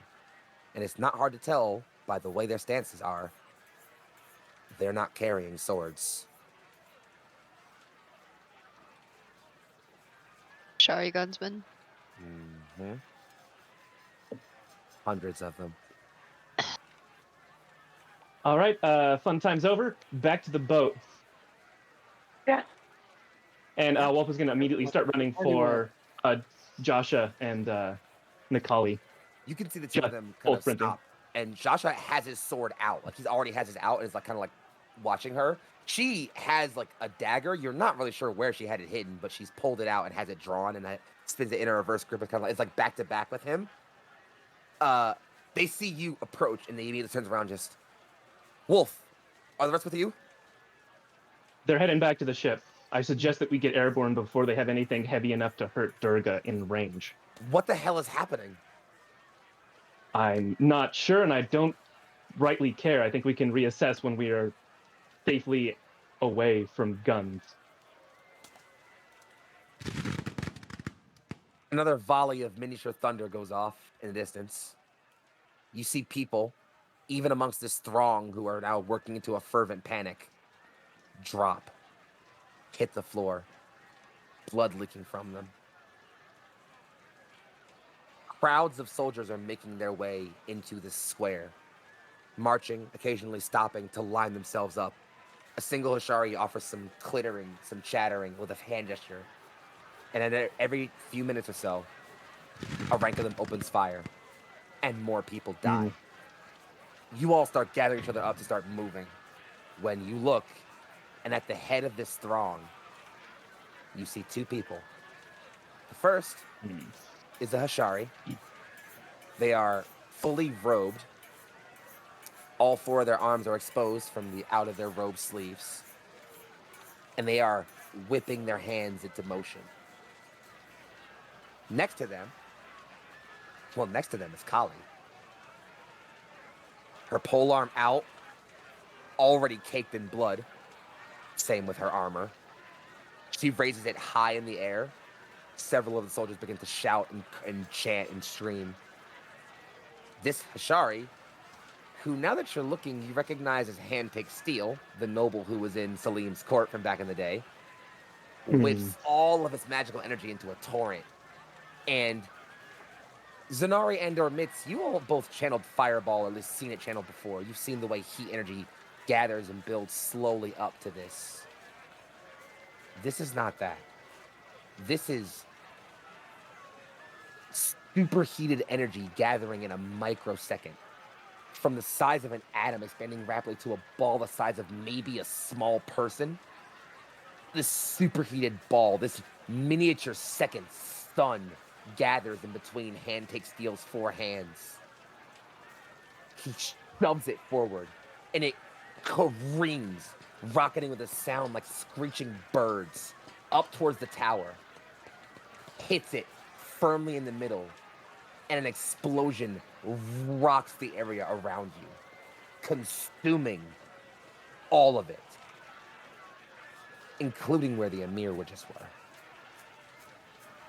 Kali points her polearm forward. Kill them all. No one leaves. And you all should definitely be making your exits. Yeah, if Joshua So or sorry. How far away is where Durga is? You're all here, just about. The docks are here. Kali and her forces are here right now. Okay. Mitz is gonna be like, okay, I can put up a wall. Where do you want me to put it? And Mitz is gonna direct this over towards Nikali and Z, but he's more inclined to listen to Z right now. Yeah, Wolf is I don't know mostly about looking that over Joshua, and if they're unstable on their feet, he's not asking questions. It's like, we'll have to buy armor somewhere else. Whoop, pick both of them up under each arm and start moving. If they can't do it themselves. No, they both snap into a very, very serious readiness. Yeah, okay. Just, the docks, we have to move past them. We'll encounter a few skirmishers, and that's fine, but just move. Okay. Give it for a narrow alleyway. We run. If something starts chasing us. Indeed, get out of here. Go. Okay. Mitz is going to throw up just like this huge wall around the plaza, like enough to basically kind of like hem in as much of the army as he can away from the civilians, right? He kind of doesn't really care much about the Emir right now, but like the civilians and the army, just like this, a wall appears in between, and he's going to run after the party. So yeah, you put up this wall, and it's invisible. It's not noticeable immediately. You all start bolting past this causeway. Civilians are running. It's almost like through the crowd haze of civilians. Kali sees you all. Points her scimitar, just, my friends! Come! Join me in the slaughter! I don't know what you're talking about. I'm a baker. Nikali, I guess like, stops and turns. And you can see her, like, clenching her fists really hard and trembling as she shoots her eyes back and forth between the civilians and Kali.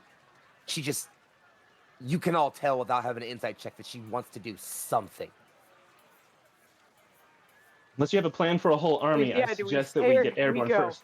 Yeah. No time. We gotta go. Tasha Yeah. just looks at it as like, I'm sorry, but we can't.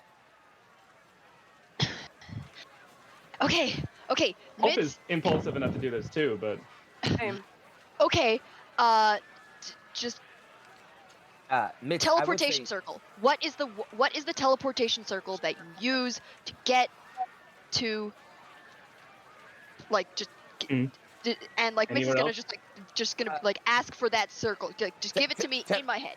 yeah, so you start thinking of this just as you're thinking another row of musket fire impacts. You can kind of see these rounds impact this wall of force in front of you.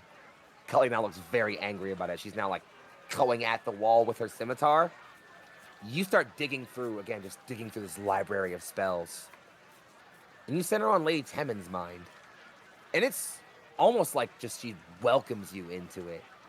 And you pierce through. And you feel power flare through you.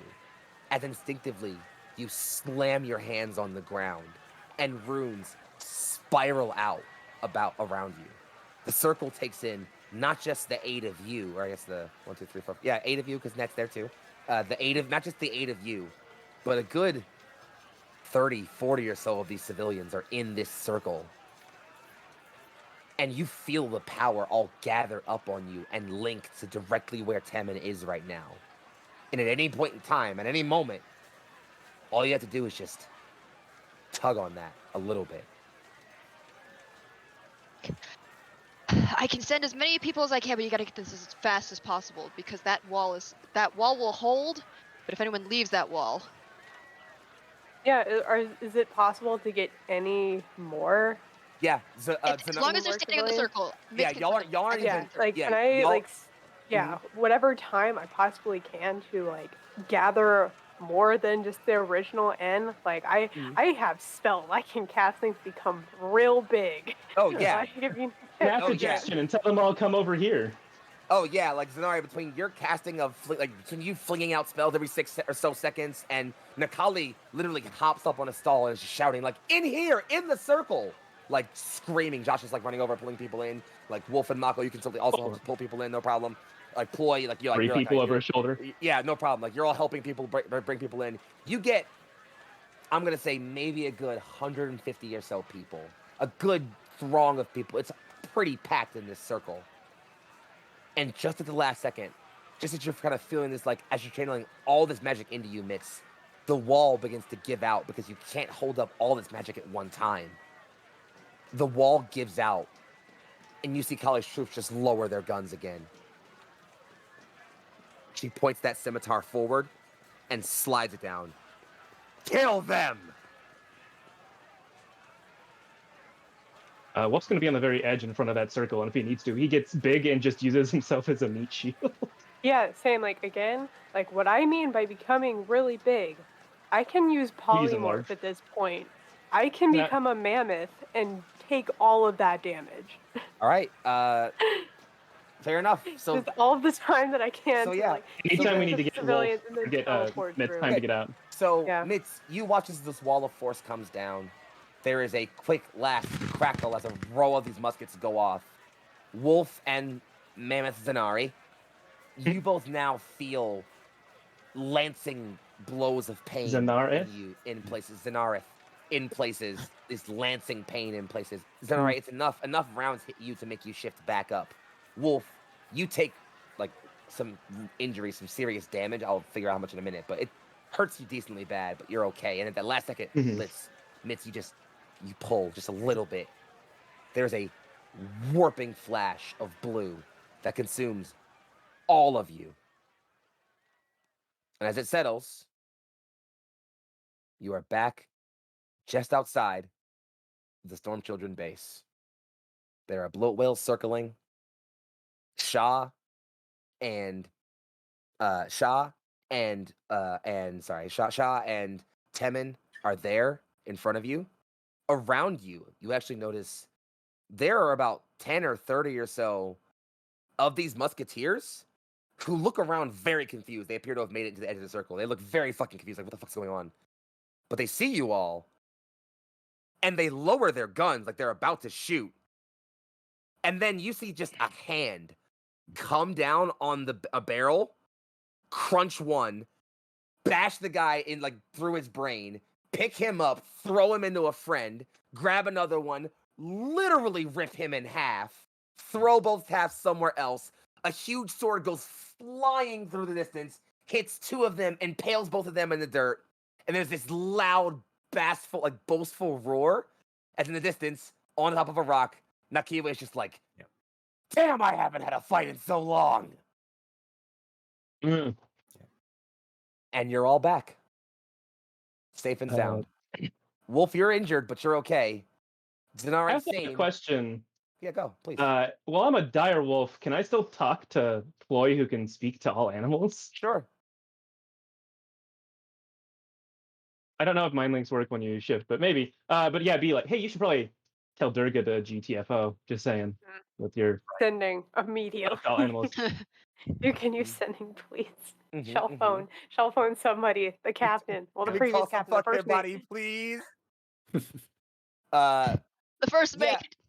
So you, as you all say that, I guess like, you mind link that in, and Ploy, you, like, this moment of panic on your face, just like, oh no. Nikali, who is next to you, puts a hand on your shoulder. Just, we give them orders to evacuate. I'm sure she's out of there. Mm. We'll send the retrieval team as soon as we can. We all should rest for now.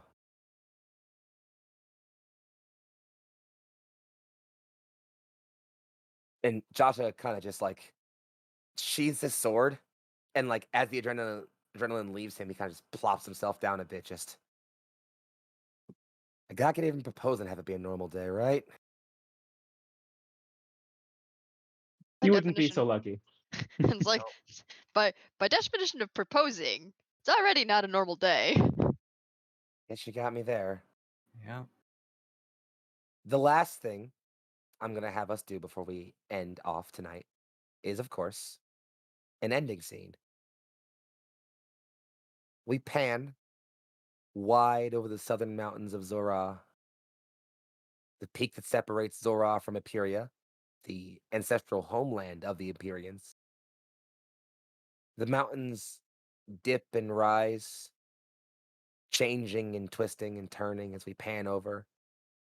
Some wyverns and other native flying creatures soar across the camera as we zoom over this. We slow as we approach a wide, wide supervolcano.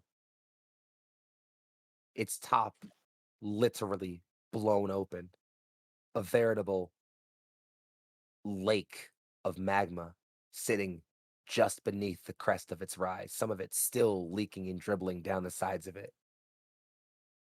A calm, settling patience falls over all of Zor'aa, all of nature, just waiting. When finally, with a grand, earth-shattering rumble, a plume of lava shoots up from a small side of this lake. And out of this cataclysmic uprising, a claw the size of a small town smashes itself on the lip of this volcano, just as a glittering blue beacon soars over the sky, leading straight to it.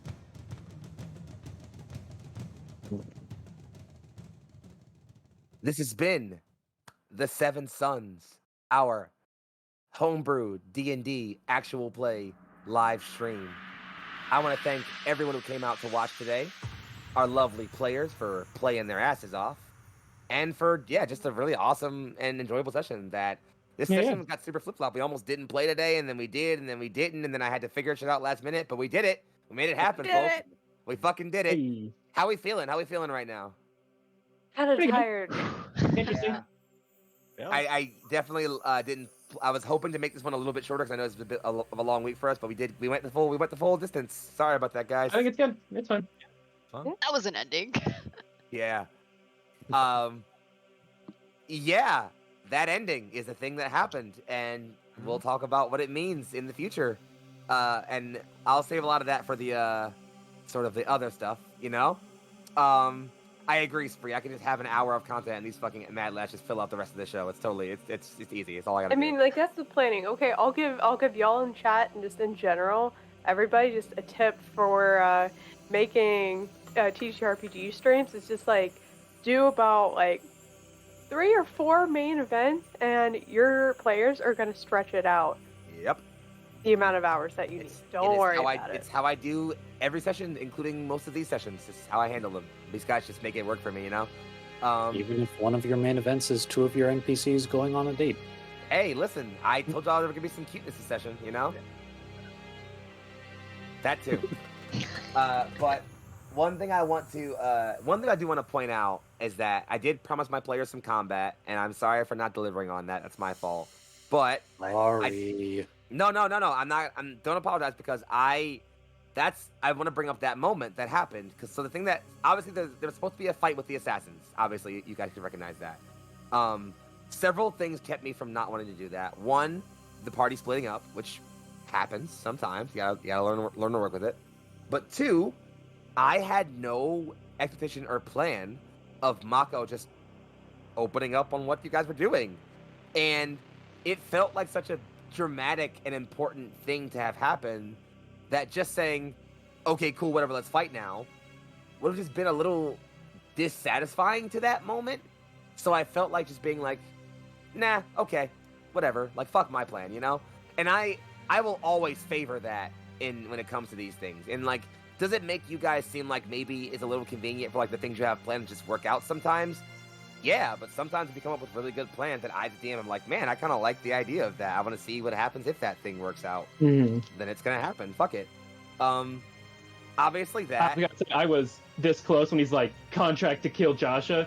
I just about said, oh, Wolf grabs that and his hand and hucks him off a roof or something. I was like, yeah. Nope, you're But right. dude, I was like, I'll give that a second. He's showing this for a reason. Yeah. So that was fun.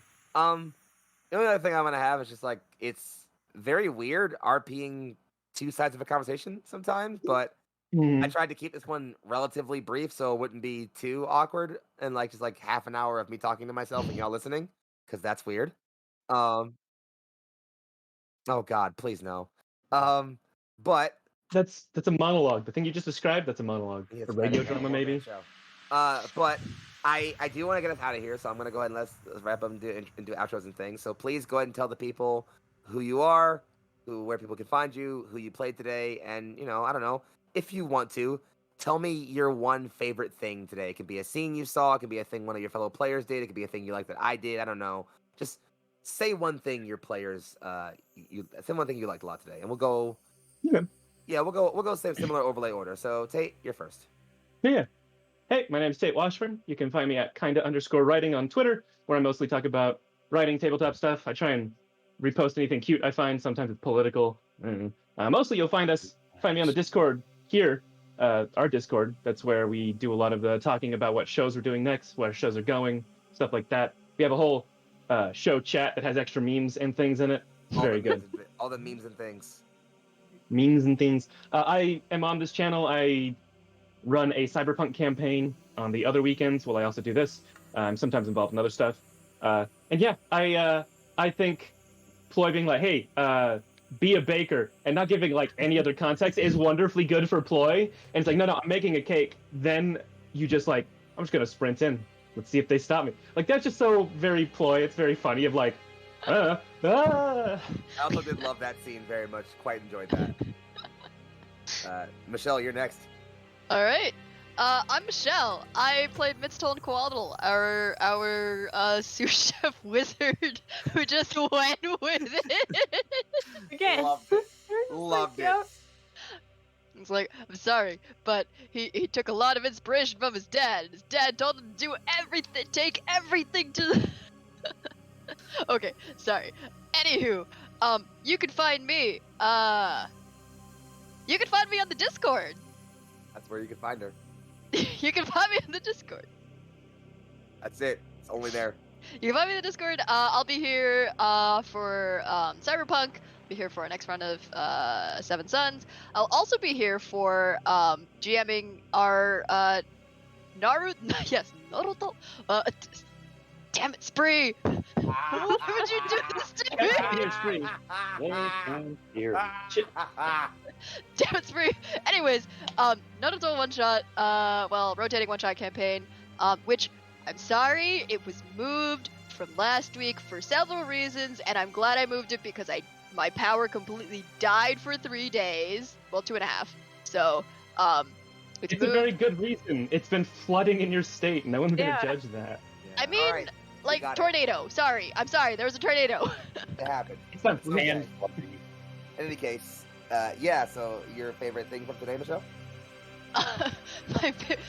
I'm sorry, but it's gotta be Z's expressions and Ploy just running with Wait, what did I do? your What? expression. Your faces the whole time were very Yeah. good. No, You're your okay. faces are always golden. Oh, It's actually no low key. It's my favorite thing about streaming with you as a player is like your Oh. reactions are always so great. oh, thank Like you're always like GM behind the scenes hit. I always when I am like in the middle of big moments, I always like look first at all of you for all of your reactions. I always look at you first, Heck. I'm always looking at you first, and then that's like I want to see then everybody else. Good to know. Is this why? You're- Is this why they wanted me to react to the Curse of Strahd campaign? Do heck Yes. react? Mhm. Yes, Okay. your expressions are the best. I'd watch you in a React channel. Oh, thanks. Facts. Maybe I'll do that. Yeah, You're right. that's true. In any case, Hmm. Dale Send me San, some reaction video fodder. Yeah. I'll do it. React Anderson. Heck Content. reacts to Scott Steiner promos. Oh no. What? Oh, I'll send you some later. You'll see what I'm Okay. talking. Go ahead, Dan. Hi, I'm Dan. I have Twitter. You can follow me at LandTheDan. I tweet when I feel like it.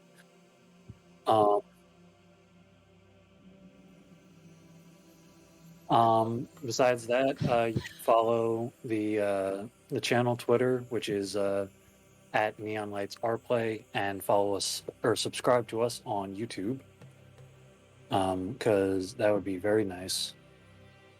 Dan handles all And of our when I'm YouTube not things behind here- the scenes. Huh? He, Dan handles all of our YouTube uploads and things for those things. So it's very, very nice of you to go and watch our videos on YouTube. If you ever like miss things, or if you want to catch some sessions afterwards, if you don't want to catch the VODs on Twitch, go watch If them on you want YouTube because they all get to uploaded have there. some semblance of an idea of what's going on here, Exactly. YouTube That's is on the place to go. Oh, on the plot. There are In playlists. fact, there are. They are well organized and curated, very well kept by our homeboy Dan over here. And sorry, of course, very quickly, your favorite thing from today. My favorite moment is probably the conflict of Joshua having to mourn his father's death and the inevitable knowledge, or the inevitable having to break the news to him that his father ordered a hit on him. Well, someone working on it, his father did. Well, they said No. they said the order came from the Emir, didn't they? That's true. Yeah, but came from doesn't necessarily mean his mouth said it. But it's fair to tell and be like, hey, it seems like your dad has a hit on you. We'll talk about it more. Don't worry, it's okay. Up next, Heck. Hey everybody, it's me, Sir Heckalot. You can find me on all the social medias at Sir Heckalot, as well as the Discord that you should definitely join. Do that. I played Zenari, or Z, the Kalashtar College of Spirits Bard, and you can find me here on the channel doing the last episode of In His Divine Name. Is I think the next thing I'll be in. Unless we have a Seven Suns before that. I don't remember. I think we will. I think we will, but Anyway. yeah, that's coming up. Be ready for it. It's Other than true. that, you can find me doing a bunch of stuff over at TPK Roleplay, including on Tuesday, an Oaths for an Odyssey of the Dragons, or Dragon Lords one-shot. as kind of a prequel to the campaign, which is going to be pretty cool. Nice. Yeah, other than that, you can see me around doing all the things. Just follow me on social media to see where I'm going to be next. Honestly, it's the best way to do it. What I liked the most out of this session, we were kind of talking about this during the break, was the speculation that like immediately arose when Holly was laughing at the proposal. Like the first thing that I thought of was like, oh no, like she is like not who she says she is. Like this is actually a disguised person. Like this is where the big like fight and combat's gonna be. I was wrong. I'm sorry to have scared you like that. No, you're fine. I was wrong. But there was so much like speculation that was gonna happen. You know, I was totally fine. Just like gonna throw some hands as a baker, but for another time. For another time.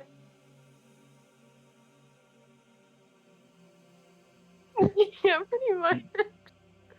But yeah, that was, I think, all just the number of like different speculation that happened as a result of that was like kind of like it was a stomach drop moment, but then it ended up lifting us back up because it's a cute moment, you know.